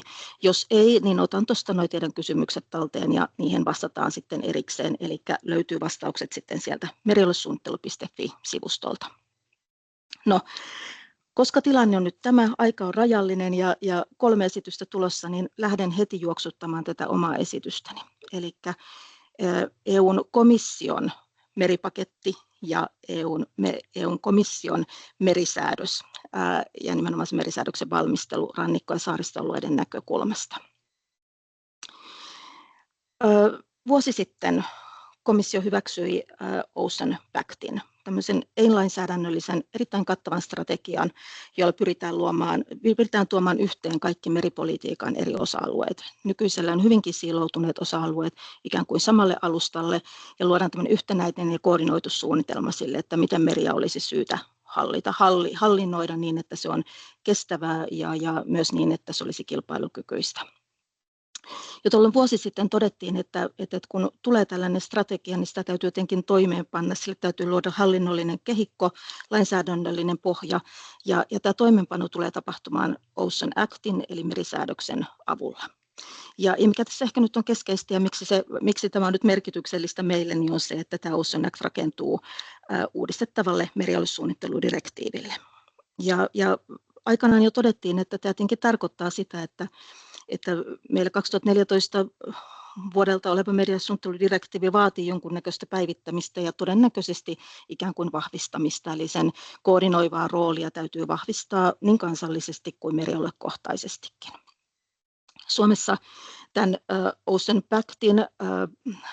vastuut ovat tuolla valtioneuvoston kansliassa ja meillä on olemassa sitten tuki tälle myös kansallisesti. Eli katsotaan, että tämä Ocean Pact on nimenomaan edistysaskel meripolitiikalle ja sen holistinen ja horisontaalinen lähestymistapa on hyvä. Ja tämän Suomen kannan mukaan merialuesuunnittelun roolia strategisena merellisten sektoreiden toimintojen yhteensovittamisen sekä meriympäristön hyvinvoinnin huomioimisen työkaluna tulee painottaa ja vahvistaa sekä kansallisesti että merialuekohtaisesti. Tässä esityksen lopussa sitten tuonkin hiukka näkyviin, että mitä se tarkoittaa sitten tämä kansallinen ja merialuekohtainen lähestyminen asiaan. No Ocean Pactin, jos olette sen sieltä jo itse kerenneet purkaa, niin siellähän on 6 prioriteettia. Nämä on hyvin tuttuja merialueilla toimiville sektoreille. Siellä on meren hyvän tilan suojeleminen, ennallistaminen, siellä on kestävän sinisen talouden kilpailukyvyn tehostaminen. Sitten meidän päivän teeman mukaisesti 3. prioriteettina rannikkoalueiden, saariyhteisön ja syrjäisempien alueiden tukeminen. Mä sanoisin, että nämä 3 ensimmäistä on hyvinkin tuttuja teemoja merialuesuunnittelulle. Sitten on merentutkimuksen, meritiedon ja meriosaamisen sekä innovaatioiden edistäminen. 5. merenkulun turvatoimien ja merellisen puolustuksen edistäminen perusedellytyksenä. Ja 6. vielä EUn meridiplomatian ja sääntöpohjaisen valtamerten hallinnon edistäminen.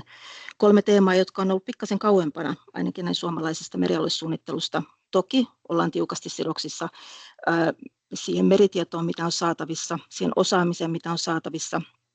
Mutta että pohja on toistaiseksi ollut ei ehkä niin tukeva kuitenkaan. Merellinen puolustus, meidän täytyy merialuesuunnittelussa huomioida maanpuolustuksen tarpeet, mutta se, että ikään kuin integroidaan merellinen kokonaisturvallisuus merialuesuunnitteluun, niin se on kyllä uusi tulokulma. Ja sitten tietenkin puhutaan tässä meridiplomatiasta, niin sitten jo enemmänkin tämmöisestä EU-tasosta.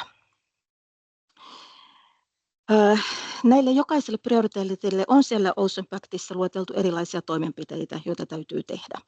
Ja komissio onkin julkaissut aika tuoreen, tässä alle viikon vanhan, 2 strategiaa. Toinen on rannikkoyhteisöille ja toinen on saarille ja saaristoille. Ja nämä on nyt tehty ihan ensimmäistä kertaa ja on hyvin, niin kuin sanoisin, kokonaisvaltaiset lähestymistavat ja EU-näkökulmasta. Näin kun kansallisilla silmälasilla katsoo, niin ei kauhean kaukana ole meidän rannikkostrategiasta, eli hyvin samantyyppisiä asioita siellä tuodaan näkyville. Ja onkin tähän diaan tuonut tämmöisiä keskeisiä asioita näistä 2 strategiasta, niiden tavoitteita ja toimia.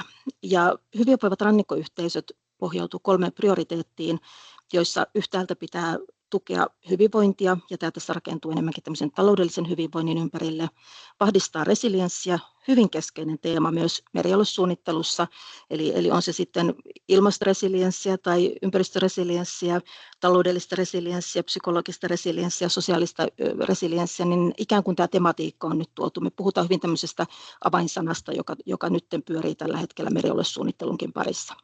Ja sitten on elinvoimaisuuden ja elinympäristön laadun parantaminen. Ja täällä tulee näkymiin tämä merellinen kulttuuri ja paikallinen identiteetti, jotka on myös merkityksellisiä näillä meidän Suomen silmälaseilla. Ja sitten toisaalta täällä saarten tulevaisuuden puolella on 4 pilaria, joille tämä strategia on rakennettu. Siellä on taloudellinen kehitys, yhteydet, kilpailukyky ja innovointi. Sitten on energiaturvallisuus, ympäristönsuojelu ja ilmastoresilienssi. On yhteisöt ja väestökehitys ja turvallisuus ja kriisivalmius.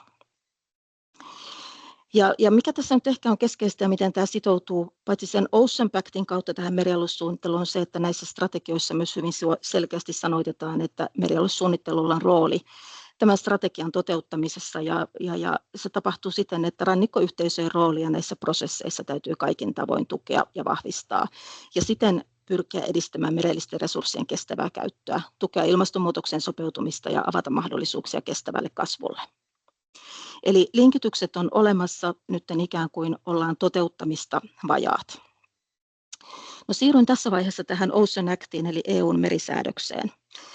Ja niin kuin sanoin, että sen Ocean Pactin toteuttamiseksi tarvitaan oikeusperusta, sille tarvitaan se hallinnollinen kehikko ja sitä tämä Ocean Act pyrkii tekemään.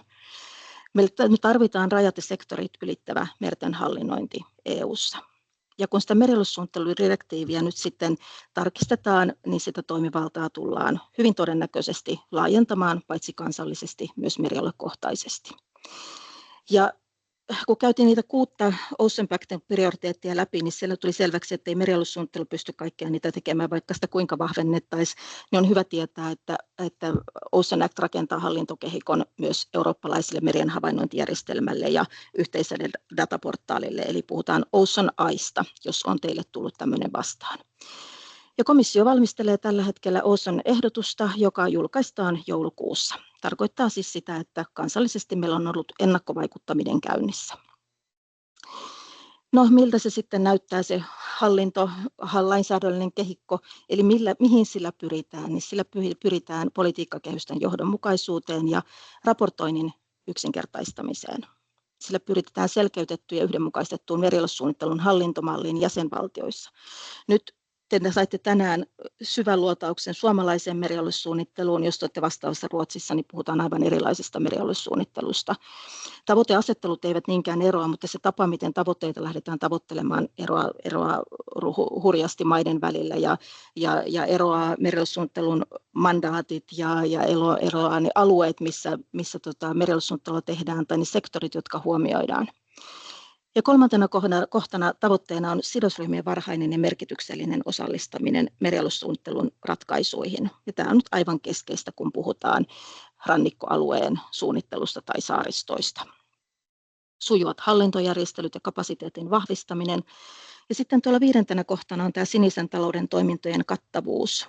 Ja nostan sieltä tämän monikäytön ja monikäyttöalueiden edistämisen, eli tämä kulkee vahvasti EU-komission tahtotilassa tuoda tämä vahvasti osaksi merialuesuunnittelua. Ja tarkoitan tällä sitä, että ei puhuta vain matriiseista, jossa mietitään yhteensopivuutta tai sen puutetta, vaan sen sijaan mietitään aidosti, että miltä näyttää monikäyttöalue, että miten se sinne suunnitelmakartalle viedään. 6. kohtana on tietopohja ja sitten 7. kohtana on koordinointia ja yhteistyötä jäsenvaltioiden välillä. No, mulla on tässä 2 diaa enää ja koitan olla tässä aika sukkela, mutta nyt sitten tätä kokonaisuutta, mitä tässä on Ocean Pactiin ja Ocean Actiin liittyen, niin on tietenkin kansallisesti mietitty, että mitä se meille tarkoittaa. Ja tämä dia on nyt yksinomaan sitten tämän rannikkoalueen ja saaristoalueen näkökulmasta. Toistaiseksi Ocean Act, se materiaali, mitä me on komissiolta saatu, on sisältänyt 3 pilaria. Siellä on ollut ympäristöpilari, talouspilari ja tietopilari. Ja Suomi on tehnyt töitä sen eteen, että sinne tulisi myös sosiokulttuurinen pilari. Se tarkoittaa niitä samoja asioita noissa 2 esittelemässäni strategiassa kuvattiin, eli että aineelliset ja aineettomat merelliset arvot, ymmärretään niiden merkitys siinä, että miten ne rakentaa pohjaa elinkeinoille ja miten ne tukee virkistyskäyttöä, viihtyvyyttä ja vahvistaa rannikko- ja saaristoyhteisöjen elinvoimaa ja resilienssiä. Suomi on myös sillä kannalla, että täytyy olla vähimmäisvaatimukset sidosryhmien osallistamiselle. Tämä on meille prosessiin ikään kuin sisäänrakennettu, mutta tilanne ei suinkaan ole sama kaikissa maissa. Ja se, että otetaan oppia hyvistä tai parhaista käytännöistä, eli tällaisia rakenteita, tiedonjakamisen rakenteita meillä on jo Itämerenkin alueella runsaasti, mutta tätä täytyy entisestään kyllä vahvistaa. Ja sitten on syytä olla integroitu rannikkoalueen suunnittelu ja merialuesuunnittelu. Mitä se sitten tarkoittaa, niin toivotaan, että komissio tätä hyvin tarkkaan miettii, että tässä on omat haasteensa tämmöisen implementoinnissa, mutta että Suomessa on nyt todettu jo, että hyvältä käytännöltä näyttää se, että rannikkostrategia ja merialuesuunnittelu kulkevat yhdessä. Maan ja meren vuorovaikutus tulee ottaa huomioon entistä paremmin. Mitä se käytännössä tarkoittaa? Yhdentämistä merenhoidon kanssa, vesienhoidon kanssa entistä paremmin, miettiä merenhoidon tavoiteasettelua, kuvaajia, kynnysarvoja ja miettiä, miten merialuesuunnitteluratkaisuilla niitä voidaan tukea. Ja sitten toisaalta se, että kun meillä yhteiskunta siirtyy kohti vihreää, puhdasta tai digitaalista siirtymää, niin sen täytyy olla oikeudenmukaista ja sen täytyy olla inklusiivista. Tästä ikään kuin voidaan neuvotella, että tällä on aidosti merkitystä paitsi Suomen mittakaavassa, niin silloin toki EU-mittakaavassakin merkitystä, että jos ajattelee vaikkapa meidän rannikkoalueita Euroopassa, niin 22 jäsenvaltiossa on rannikkoviivaa yhteensä 70 000 kilometriä. Siellä asuu 95 miljoonaa ihmistä, että kyllä tällä on merkitystä, miten me näitä rannikkoalueen ja saaristoalueen ihmisiä kohdellaan näissä prosesseissa ja kuinka me otetaan heidät mukaan. Ja sitten otan täältä viimeisen dian. Tuossa oikealla on kuva Itämeren alueen yhteisestä merialuesuunnittelun datayhteistyöstä. Siinä on HELCOM-yhteistyössä valmisteltu Basemaps-alusta, jossa on mahdollista tarkastella Itämeren maiden merialuesuunnitelmia yhtäaikaisesti. Ja se on, uskallan väittää, Euroopan kehittyneen lähestymistapa tähän datan käsittelyyn. Ja kuvan perusteella vähänkään karttoja lukenut ihminen voi päätellä, että kovin hyvältä ei näytä. Joka tarkoittaa sitä, että jos sitten kun me estetään nuo lopputulokset tuonne rinnakkain, niin aika paljon heikkouksia varmasti tunnistettavissa myös prosessissa. Siellä Ocean Pactissa aikanaan todettiin, että mennään kohti merialuekohtaista suunnittelua. Se todetaan myös Ocean Actin taustapapereissa, joita meillä on ollut käytössä. Se on myös usean jäsenvaltion toivomus ja se on myös Suomen näkemys, että tämä on ainoa kestävä tie eteenpäin. Se tarkoittaa sitä, että Itämerellä esimerkiksi meillä on ihan omanlaisia erityispiirteitä, joita meidän täytyy ikään kuin pystyä korostamaan. Meillä on geopoliittiset jännitteet ja toisaalta meillä on EUn rajavyöhykettä aika lailla. Meillä on luonnon ja ihmisen aiheuttamat riskit, kuten muun muassa ilmastonmuutoksen aiheuttamat vaikutukset, on erityisen merkittäviä tällä Itämeren alueella. Meillä on arktiset olosuhteet, jotka vaikuttavat merellisten toimialojen sektoreiden toimintaympäristöön. Meillä on hyvin intensiivistä merilogistiikkaa, ruoantuotantoa, energiatuotannon suunnitelmat on hyvin intensiivisiä. Meillä on meriteollisuutta, meillä on sinistä bioteknologiaa Itämeren alueella ja sitten mielenkiintoista kyllä, meillä on hyvin omaleimaiset rannikko- ja saaristokulttuurin piirteet, paitsi Suomessa, niin myös muualla Itämerellä. Ja taisi olla MSP Green-hankkeessa, merialuesuunnittelun yhteisessä hankkeessa, jossa oli kaikki Euroopan merialueet mukana, niin siellä yritettiin ensimmäistä kertaa sitten tunnistaa nimenomaan näitä Itämerelle tyypillisiä sosiokulttuurisia piirteitä, rannikko-saaristokulttuurin piirteitä. Ei ollut helppo homma, sitä on syytä jatkaa. Mutta jotta tämä onnistuu, niin meillä täytyy olla yhteinen tahtotila, meillä täytyy olla yhdenmukaistetut suunnittelusyklit merialuesuunnittelussa, meidän täytyy yhdentää näitä syklejä ja tematiikkaa merenhoidon kanssa, meidän täytyy jakaa dataa, meillä täytyy olla yhteisiä mallinnuksia käytössä, yhteinen skenaariotyö tämmöisenä yksittäisenä menetelmänä aivan ehdoton, meidän täytyy jatkaa parhaiden käytäntöjen jakamista. Meidän täytyy keskittyä rajat ylittäviin suunnittelukysymyksiin yhdessä ja miettiä tämän virallisen Espoon sopimuksen mukaisen kuulemisen lisäksi toisenlaisiakin tapoja osallistaa sidosryhmiä hyvin aikaisissa vaiheissa maiden merialuesuunnitteluprosesseja. Ja meidän täytyy hyödyntää olemassa olevia yhteistyörakenteita, on ne sitten rahoitusrakenteita tai vaikkapa makroaluestrategiaa tai HELCOMin tai WASAPin yhteistyötä, niin kaikkia ei tarvitse keksiä uudestaan. Hyvä, kiitos ja mä lopetan tähän ja tiedän, että puhuin vähän turhankin pitkään. Ja niin kuin sanon, että vedetään esitykset, on hyvä kun ääni vaihtuu välillä. Kirsi, oletko langoilla? Täällä ollaan. Kuuluva. Hienoa. Kuuluu ja saatko sieltä napattua jakamisen itsellesi ja odotan kovasti esitystäsi rannikosta, saarista ja syrjäseudusta ihmistieteiden näkökulmasta. Ole hyvä. Kiitos. Minäpä yritän ainakin saada täältä esityksen. Toivotaan näin. Näkyykö? Näkyy, mutta ei vielä. Nyt näkyy esitysmuodossa. Kiitos, Kirsi. Hyvä. No niin, mä en näe nyt teitä näköjään ollenkaan. Et jos tulee jotakin, niin kannattaa varmaan huutaa. Huudellaan sitten. Joo, kiitos tosi paljon kutsusta. Terveisiä Islannista. Mä olen täällä tosi aurinkoisessa ja lämpimässä Reykjavikissa nyt tällä hetkellä konferenssimatkalla. Toivottavasti mun nettiyhteydet täällä mun majapaikassa on pikkasen ollut ongelmaa. Toivotaan, nyt pysyy. Mä olen puhumassa täällä rannikkosaaret ja syrjäseudut ihmistieteiden näkökulmasta. Ja kiitos tosiaan, että kutsuitte mut tänne. Mä olen tuomassa tällaista tutkimuksellista yliopistomaailman, akatemiamaailman näkemystä näihin asioihin, joista tänään on puhuttu. Ja erityisesti sitten oman taustani myötä, kun olen kulttuuriantropologi, etnologi ja poliittinen ekologi, niin niitä aiheita sitten erityisesti tässä painotan, vaikka ihmistieteitä on toki tosi paljon muitakin. Hiukan omasta taustastani, että millä mandaatilla täällä sitten puhun, niin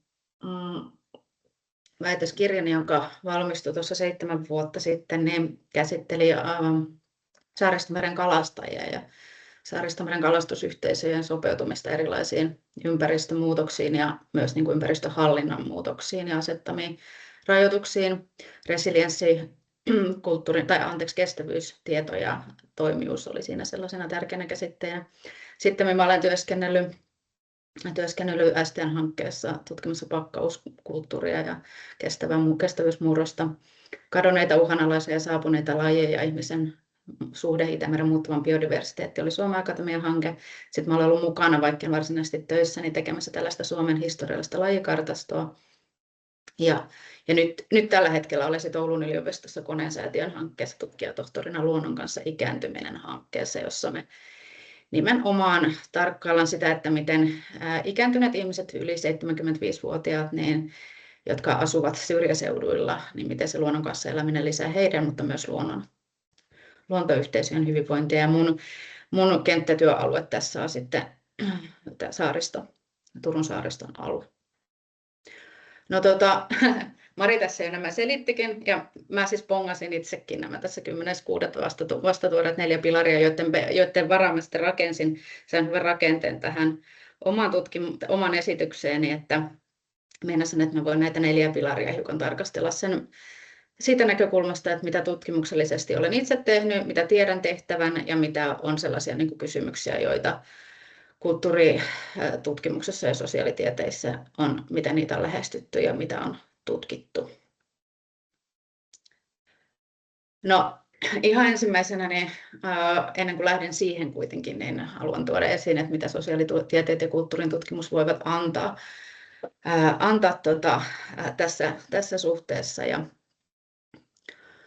Ja haluan painottaa sitä, että erityisesti oma alani tai oma näkemykseni on aina se, että tai kiinnostuksen kohteena myös on se, että miten paikallisyhteisöjen osallistaminen erilaisiin kehityssuunnitelmiin, strategioihin, luonnonsuojeluohjelmiin ja muihin, miten tärkeää se on ja miten paljon se saattaa myös vaikuttaa ja parantaa niiden erilaisten toimenpiteiden sujuvuutta siellä paikallisyhteisöissä.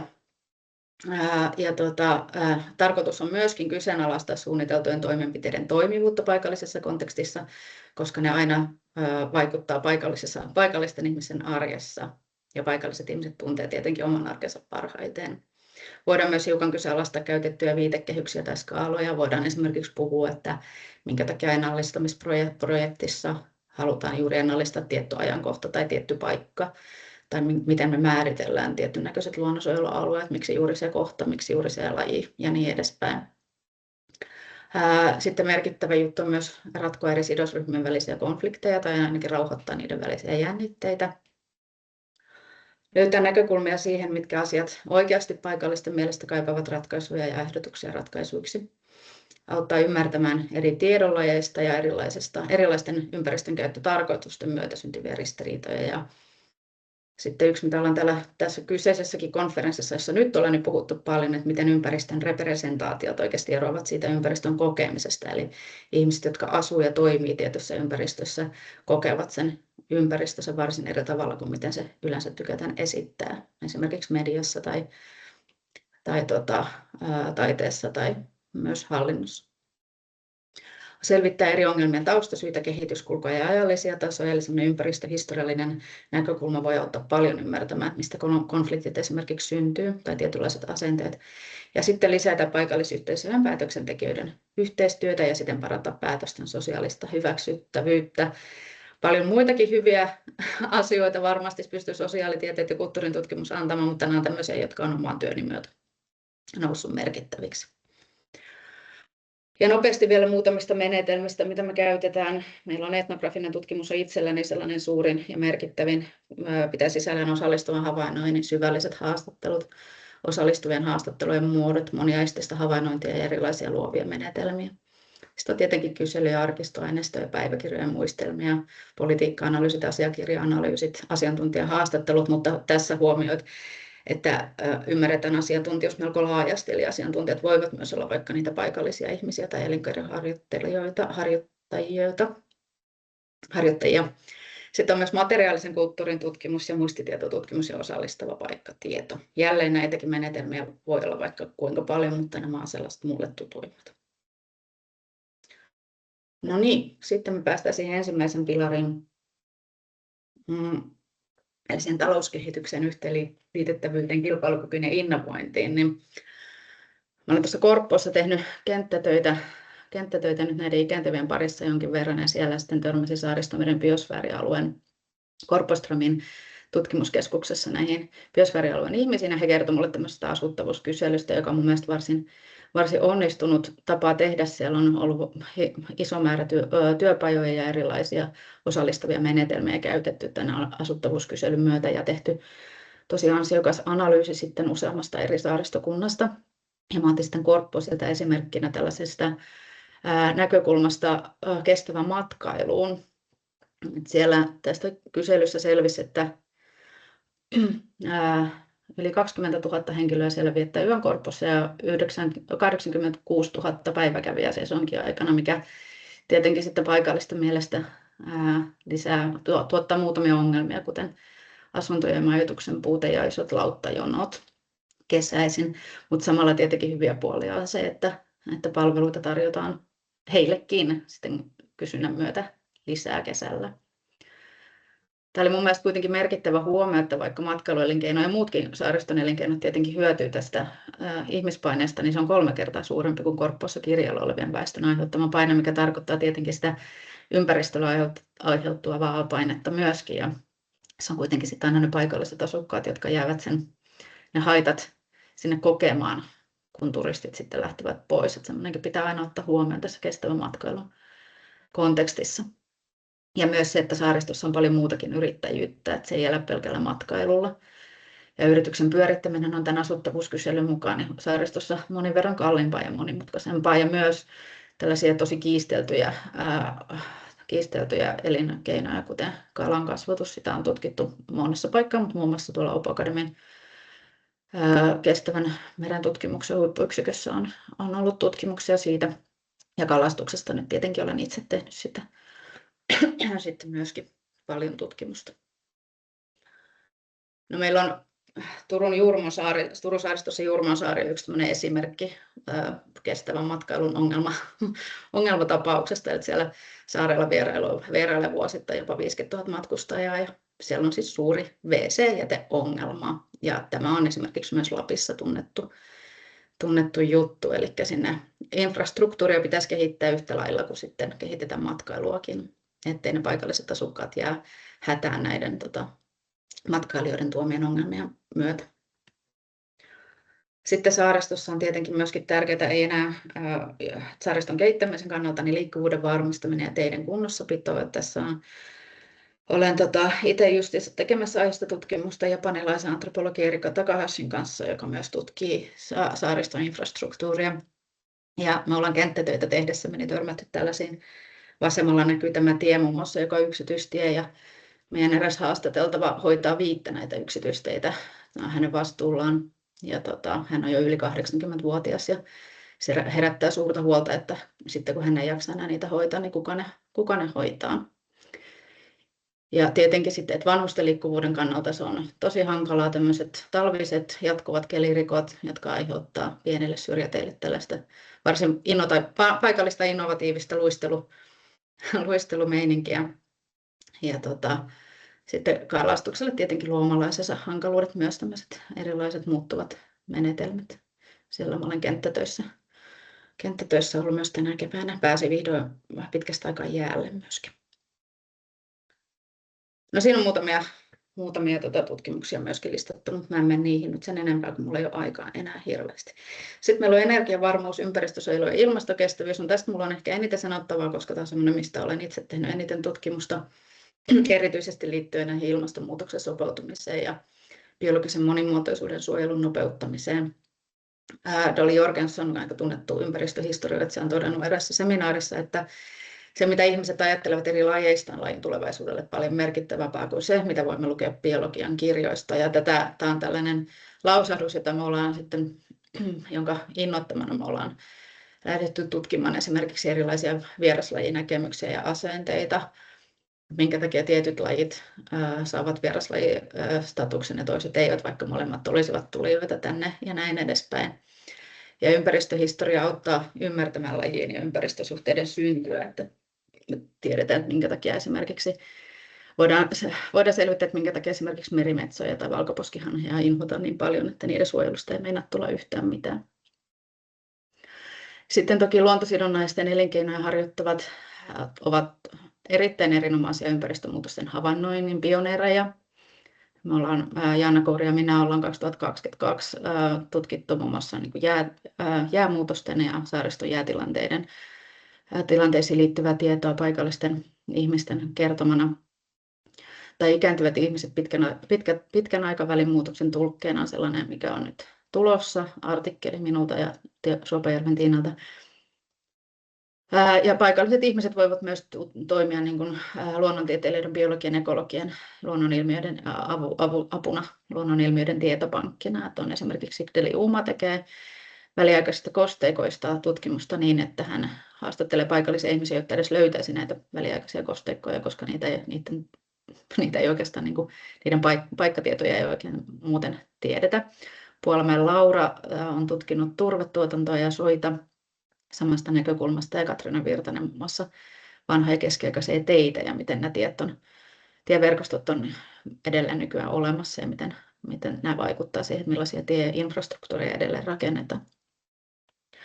Paikallisen ympäristön kanssa eläminen luo ympäristöperintöä, joka syntyy tekemisen, kokemisen ja ymmärryksen kautta ja on usein vaikeasti tieteenkielelle käännettävä. Ja taas sellainen asia sitten ehkä, minkä takia kulttuurin tutkija, antropologi tai sosiaalitieteilijä voi olla hyvä yhteistyökumppani toimimaan tällaisena tulkkina sitten myös tieteelliseen ja hallinnolliseen tekstiin tai kieleen. Ja paikallinen ympäristötiedon sovellus parantaa sosiaalista hyväksyvyyttä esimerkiksi kalastuksen tai tuulivoimaan liittyvissä asioissa, kuten on tuolla Peltonen et al. Tehnyt tutkimusta. Siinä jälleen pieni lista. Mä voin näitä sitten pyydettäessä lähettää, jos joku vielä niitä kaipailee. Yhteiset väestö on julkisten palveluiden, terveydenhuollon, asumisen, koulutuksen ja sosiaalisen osallisuuden vahvistaminen väestökadon pysäyttämiseksi ja nuorten pitämiseksi.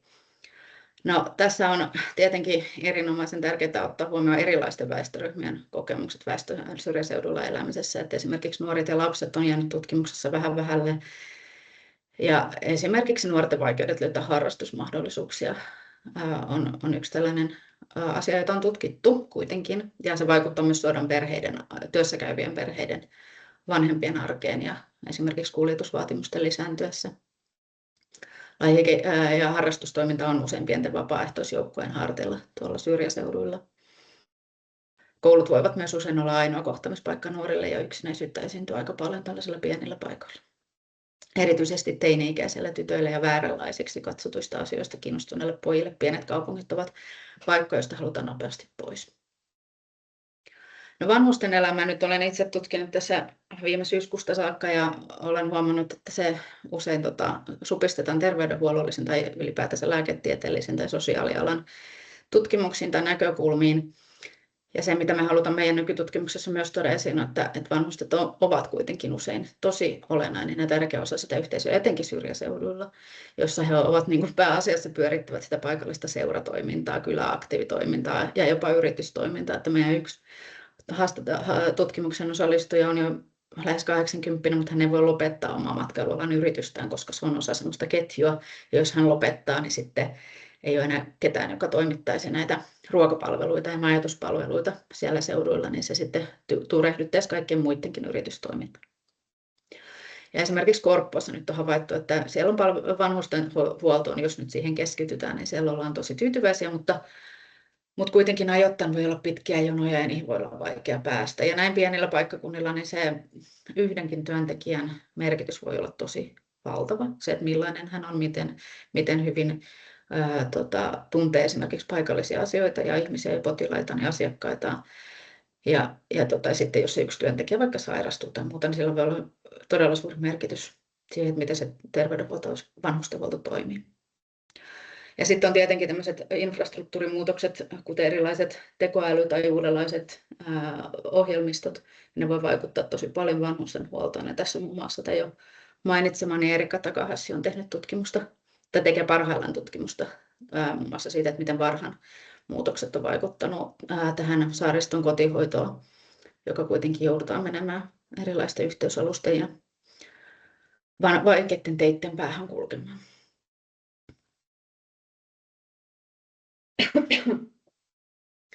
Ja sitten me ollaan tässä viimeisessä slaidissa, tai ei ole vielä ihan viimeinen, mutta viimeinen pilari, turvallisuus ja kriisivalmius. Ilmastokriisiin, meririskeihin ja muihin uusiin uhkiin liittyvien luonnonkatastrofien sietokyvyn vahvistaminen. No Mari tuossa jo mainitsikin tämän resilienssin ja tämä on näissä varautumistutkimuksissa, joihin olen peräytynyt, niin nostetaan aina esiin tämä yhteisön resilienssin merkitys uhkiin varautumisessa ja myös silloin, että miten niitä kohdataan. Ja tämä oikeastaan riippumatta siitä, että millainen se uhka on, että on se sitten sota tai ympäristökatastrofi tai joku muu, niin se yhteisön resilienssi on aina se varsin merkittävä tekijä. Ja se yhteisön resilienssi tietenkin rakennetaan siellä yhteisöissä. Ja resilienssissä myös merkittävä tekijä on se, että kuinka paljon on haavoittuvia ihmisjoukkoja, ihmisryhmiä tai haavoittuvia paikkoja siellä. Ja silloin tietenkin, jotta ne pystyttäisiin kartoittamaan nämä haavoittuvat paikat ja ihmisryhmät, niin siihen tarvitaan paikallisten toimijoiden ja ihmisten tietoa.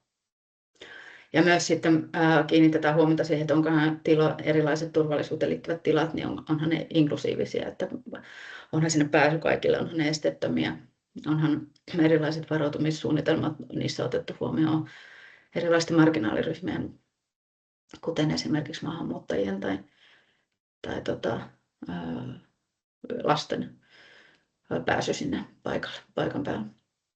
No sitten tämä kyläyhteisöjen merkitys turvallisuus- ja kriisitilanteissa niihin varautumisessa onkin huomattu ja on nyt ollut hanke vissiin loppu just vuodenvaihteessa tämmöinen kyläturvallisuushanke Kylävara, jossa tätä kehitettiinkin tällaista niin kuin kylätoimikunnan kyläaktiivisuuden kautta viestitettävää ja hoidettavaa varautumisstrategioita ja toimenpiteitä.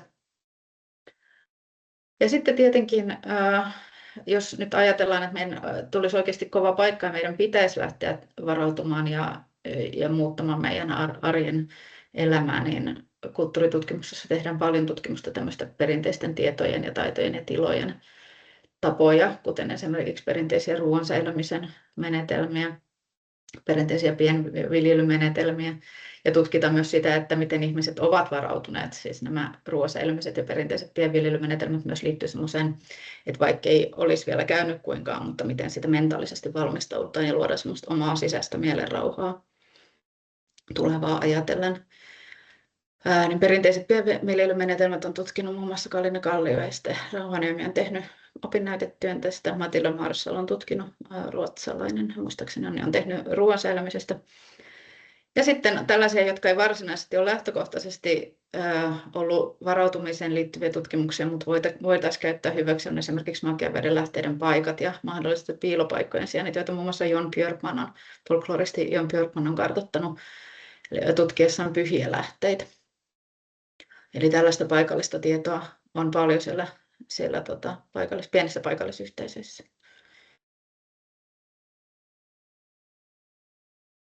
No, sitten kotiin vietäväksi ajatuksia mä vedän yhteen tässä muutamia asioita. Eli paikallisten ihmisten merkittävä tieto ja sen hyväksikäyttö on erinomaisen tärkeää. Strategioiden toimeenpano vaikuttaa paikallisten ihmisten arkeen ja he tietävät siitä parhaiten, eli siitä omasta arjestaan ja myös siitä, miten ne vaikuttaa siihen omaan arkeen. Pienten kyläyhteisöjen ja muiden toimijoiden huomioiminen meidän päätöksenteossa ja toteutuksessa on toivottavaa. Paikallisten piirteiden huomioiminen parantaa sosiaalista hyväksyttävyyttä ja parhaimmillaan toimenpiteiden tehokkuutta.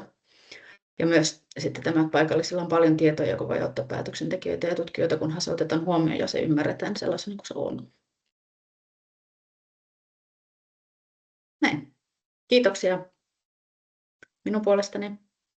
Lopetanko jakamisen?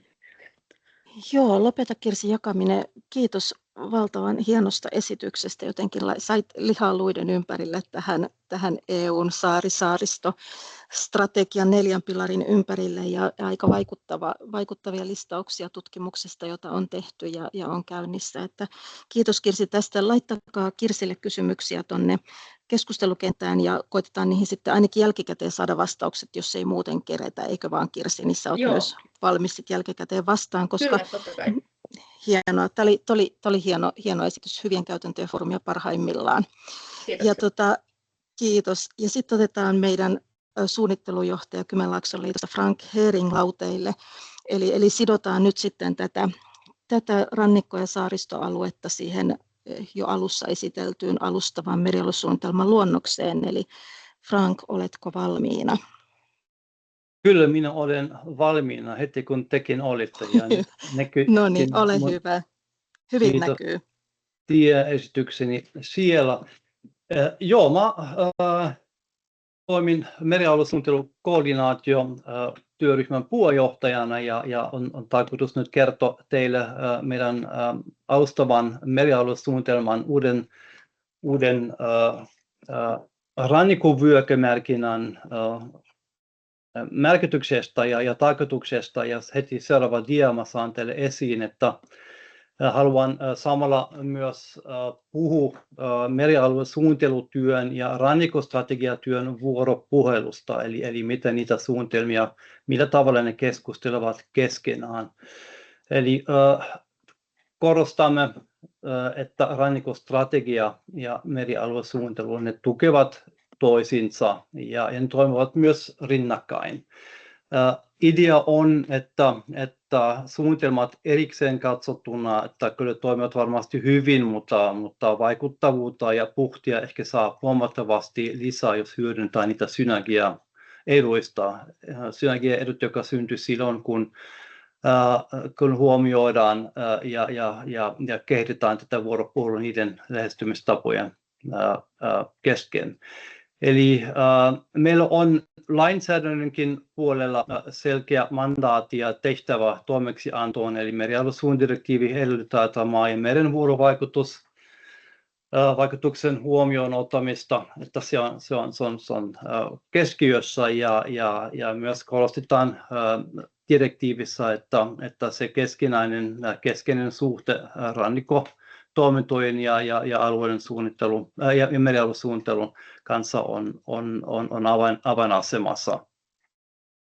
Jos mä saisin seuraavan dian, ja tämä on pieni muistutus siinä suuntaan, mitä silloin rannikkostrategiasta on tehty, ja itse asiassa vastaavanlainen dia oli jo aiemmin näkyvissä. Eli täällä on rannikkostrategian keskeisimmät toimenpidekokonaisuudet, ja siellä on se hyvinvoiva rannikkoluonto, hyvinvoiva rannikkoyhteisö, energiariittävyyden turvaaminen, ruoan riittävyyden turvaaminen, kestävä maankäytön rakentaminen, saavutettavuus, poikkeustilanteiden varautuminen ja kokonaisvaikutusten arvioinnin kehittäminen. Eli ne kaikki asiat, joka nyt täällä on kuvatuna, kyllä ne ovat myös merialuesuunnitelman päivitystyön yhteydessä ollut hyvinkin isossa roolissa mukana.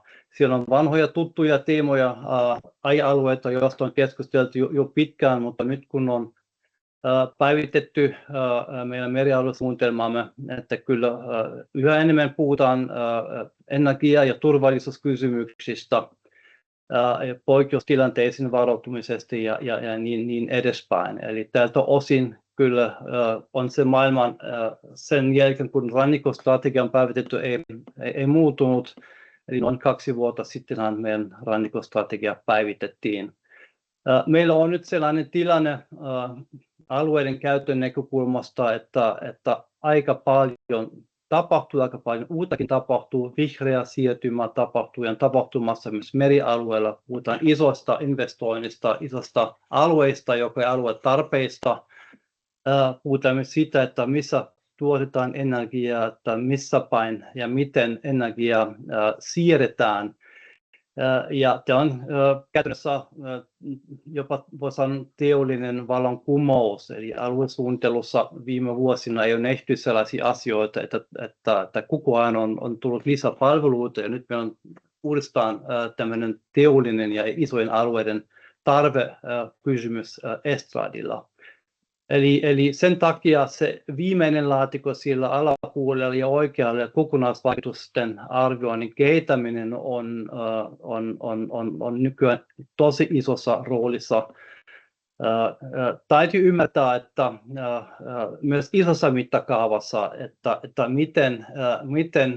miten luonnolle käy ja miten ihmisille käy, kun ne kaikki toiminnat ja kaikki toiminta kehittyy ilman koordinaatio. Jos mennään sille seuraavalle dialle, sekin on vielä pieni kuva suoraan otettu rannikkostrategian asiakirjoista, ja siellä on kuvattu rannikkostrategian yhteiset periaatteet, ja ei mennä yksityiskohtiin, mutta sielläkin on korostettu, jos ja kun niitä haasteita halutaan ratkaista, jos halutaan kestävää toimintaa, jos halutaan, että meri voi hyvin ja ihminen voi hyvin, kyllä silloin täytyy niitä periaatteita noudattaa, ja siellä puhutaan muun muassa yhteistyömerkityksestä, läpinäkyvyyden merkityksestä ja avoimuudesta päätöksenteon yhteydessä. Siellä on korostettu ilmastonmuutoksen sopeutuminen, hillintä ja myös se luontokatoasia, ja silloin korostuu aina alueellisia kysymyksiäkin, että varmasti meillä on paikalliset erityispiirteet ja tietoalueista aina käytettävissä ja hyödynnettävissä. Ja sitten tämmöinen ymmärrystä paikalliselta tasolta kansallisiin ja globaalin konteksteihin, että on mielenkiintoinen asia, kun nykyään puhutaan niin isosta uusista avauksista, esimerkiksi vihreästä siirtymästä, että täytyy tajuta, että emme toimi täällä yksin, että se mitä Ruotsin rannikkoalueella tapahtuu tai Viron edustalla tapahtuu, kyllä se vaikuttaa meihin, ja sen takia tarvitaan sitten vaikuttavia toimia rannikkoon kehittämiseksi. Ja myös täytyy pohtia, millä tavalla voidaan niitä rannikkostrategian tavoitteita jalkauta ja edistää. Ja merialuesuunnitelma on nyt yksi tämmöinen työkalu, joka toivon mukaan edistää rannikkostrategian tavoitteiden toteutumista johdonmukaisesti ja tehokkaasti. Seuraava dia nyt se on se varsinainen uusi merkintä, eli ehkä tämmöinen tärkeä uusi merkintä merialuesuunnitelman luonnoksessa, jossa nimenomaan otetaan koppiin, että halutaan edistää niitä tavoitteita, joka rannikkostrategiatyön kautta on meille päin tullut. Eli meillä on koko rannikkoa pitkin uusi vyöhyke. Aikaisemmin meillä oli vyöhykkeitä sisäsaaristossa, ulkosaaristossa ja avomerialueella.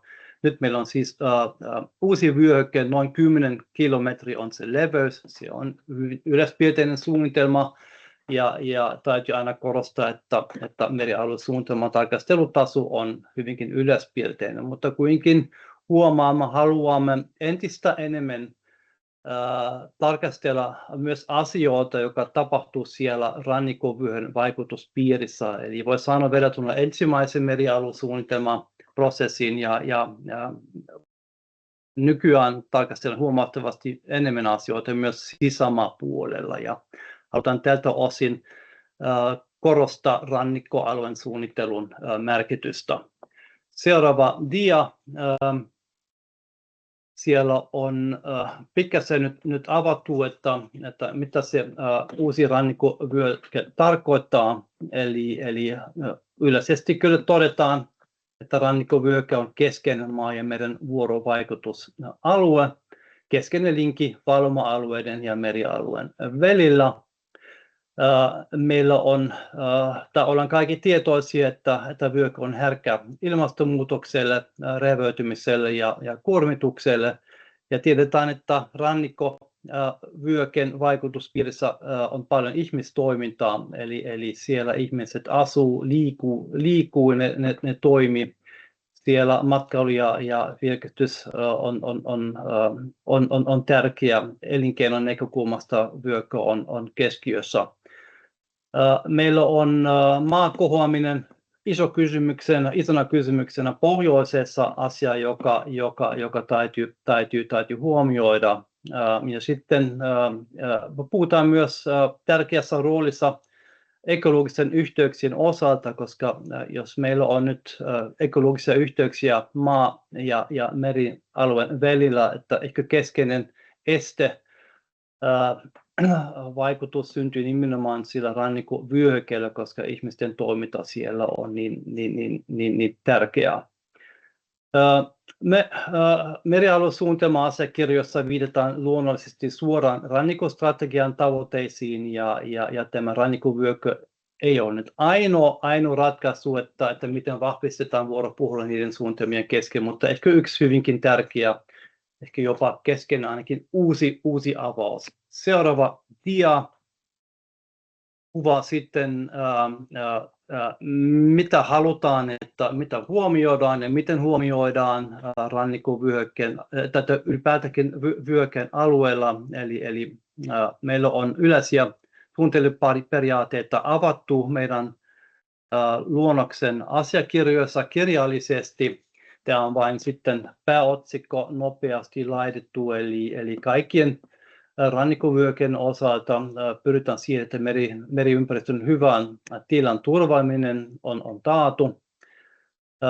Meren ja vesisuojelun tavoitteiden edistäminen on isossa roolissa, eli halutaan varmistaa, että entistä enemmän vaikkapa vesipuitedirektiivin tavoitteita ja merialuesuunnittelukysymyksiä käsitellään kokonaisvaltaisesti. Kulttuuriarvot, niiden säilyttäminen on tärkeää, merenkulun toimintaedellytysten turvaaminen, ja toki meillä on infrastruktuuria ja liikenneyhteyksiin liittyviä tarpeita, ja maa- ja meren vuorovaikutus on siellä vielä erikseen korostettu yleisenä keskeisenä lähestymisnäkökulmana. Ja maanpuolustuksen tarpeet, huoltovarmuusasiat, kriisikestävyys, resilienssiasiat, jotka ovat entistä voimakkaammin mukana.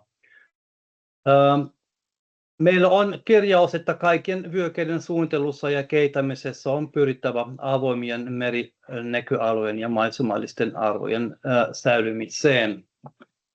Sitten mennään seuraavalle dialle, jossa on kuvattu yhteenvetomaisesti ja kuvamuodossa nimenomaan uuden rannikkovyöhykkeiden suunnitteluperiaatteet. Ja siellä ovat ne kaikki 3 kestävän kehityksen pilareita huomioitu, eli lähtökohta on se, halutaan, että toimintavyöhykkeellä ja kehittämistoiminta varmistaa, että ihminen voi hyvin, että luonto voi hyvin ja talouden pyörätkin pyörivät.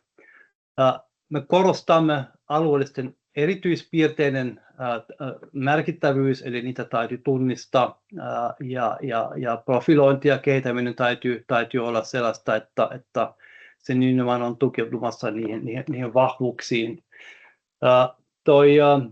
Maa- ja veden vuorovaikutusten korostaminen kyllä on hyvinkin laaja kokonaisuus, ja täällä on muutamia laatikoita, joka suoraan itse asiassa tarkentaa, mitä se oikein tarkoittaa. Esimerkiksi kun puhutaan saavutettavuus- ja liikennekysymyksistä, täytyy varmistaa, että tavarat ja ihmiset liikuvat saaristossa tai sitten tavara liikkuvat valtamereltä satamiin ja sieltä eteenpäin sisämaan, mutta myös ehkä rannikkoa pitkin satamien kesken.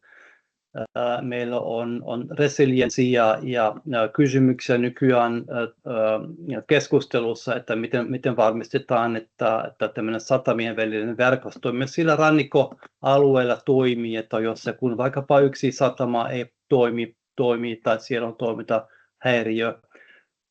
Maa- ja meren vuorovaikutusten korostaminen on tärkeä asia toki myös tuon rehevöitymisen näkökulmasta, että miten varmistetaan, että valuma-alueelta tulevan kuormituksen aiheuttamien vaikutusten vähentäminen voisi olla entistä tehokkaampi. Meillä on toki nykyään energiatuotanto isossa roolissa ja energian siirtokysymyksessä isossa roolissa. Kaikki se liittyy huoltovarmuus- ja turvallisuuskysymyksiin ja on selvää, että toi rannikkovyön sisältä siihen on kiinnitettävä erityisen paljon huomioita. Meillä on tässäkin kuvassa yhdessä laatikossa maininta yhteisvaikutuksista, että on tosi tärkeää silloin, jos ja kun toimitaan rannikkovyön alueella, että varmistetaan, että tunnistetaan vaikutuksia, löydetään keinoja kielteisten vaikutusten estämiseksi tai ainakin lieventämiseksi. Ja lopuksi vielä esimerkiksi nyt toi luonnon monimuotoisuuden turvaaminen, että me täytyy entistä enemmän tutkia, että miten muuttuva ilmasto vaikuttaa luonnon monimuotoisuuteen, eli rannikkovyöhyke on sielläkin tärkeässä roolissa, ja meillä on myös siihen liittyen laatineet selvityksiä ja tutkimuksia, että saadaan jonkinlaisen osviitan siihen, että mihin täytyy varautua. Ja sitten jos mennään seuraavan diaan, ja se on loppudia, ja tämä on itse asiassa kopio rannikkostrategiasta, ja siellä kuvassa on kuvattu niitä kaikki suunnitelmia ja ohjelmia, joka tavalla tai toiseen liittyy rannikkostrategiatyöhön ja merialuesuunnittelutyöhön, että idea on vain korostaa, että vaikuttavuutta se syntyy yhteispelistä, eli merialuesuunnittelu tai merialuesuunnitelma itse ei ole oikeusvaikutteinen, mutta meillä on sitten muitakin suunnitelmia, oikeusvaikutteisia tai ei-oikeusvaikutteisia, mutta niiden vuoropuhelun kautta syntyy sitä voimakkuutta. Eli synergiaetujen kautta syntyy vaikuttavuutta, ja tämä on ehkä meidän keskeinen viesti, että jokainen täytyy ottaa koppi omalta osaltaan, että saadaan sellainen tilanne, että ihminen voi hyvin ja Itämeri voi hyvin. Tämä oli mun viimeinen dia, ja viimeinen dia on toivon mukaan kiitos dia, jos se vielä tulee. Kiitoksia kuuntelijoille ja myös kiitoksia kaikille esityksen pitäjille. Oli mukava kuunnella kollegoita. Kiitos. Kiitos Frank esityksestä. Me saatiin tämä 3 esityksen putki hyvien käytäntöjen foorumissa näin hyvin päätökseen, ja huomasin tuolla keskustelukentässä, että oli jotain huomioita vaikka puuttuvista asioista, niin ehkä tämä on hyvä vinkki siitä, että nyt kun on se alustava merialuesuunnitelmaluonnos kommentoitavana, niin sitä kannattaa käydä kommentoimassa myös tästä näkökulmasta. Meillä on tässä vain 3 minuuttia aikaa, niin taitaa olla viisainta ikään kuin jättää pöytä tähän, ja omasta puolestani kiitän teitä kaikkia, erityisesti tästä viimeisestä tunnista, mutta että haluan sitten myös kiittää merialuesuunnitteluyhteistyön koordinaatiota tämän tilaisuuden järjestämisestä. Ja onko niin, että annanko mä sitten Essi sulle vielä alustan?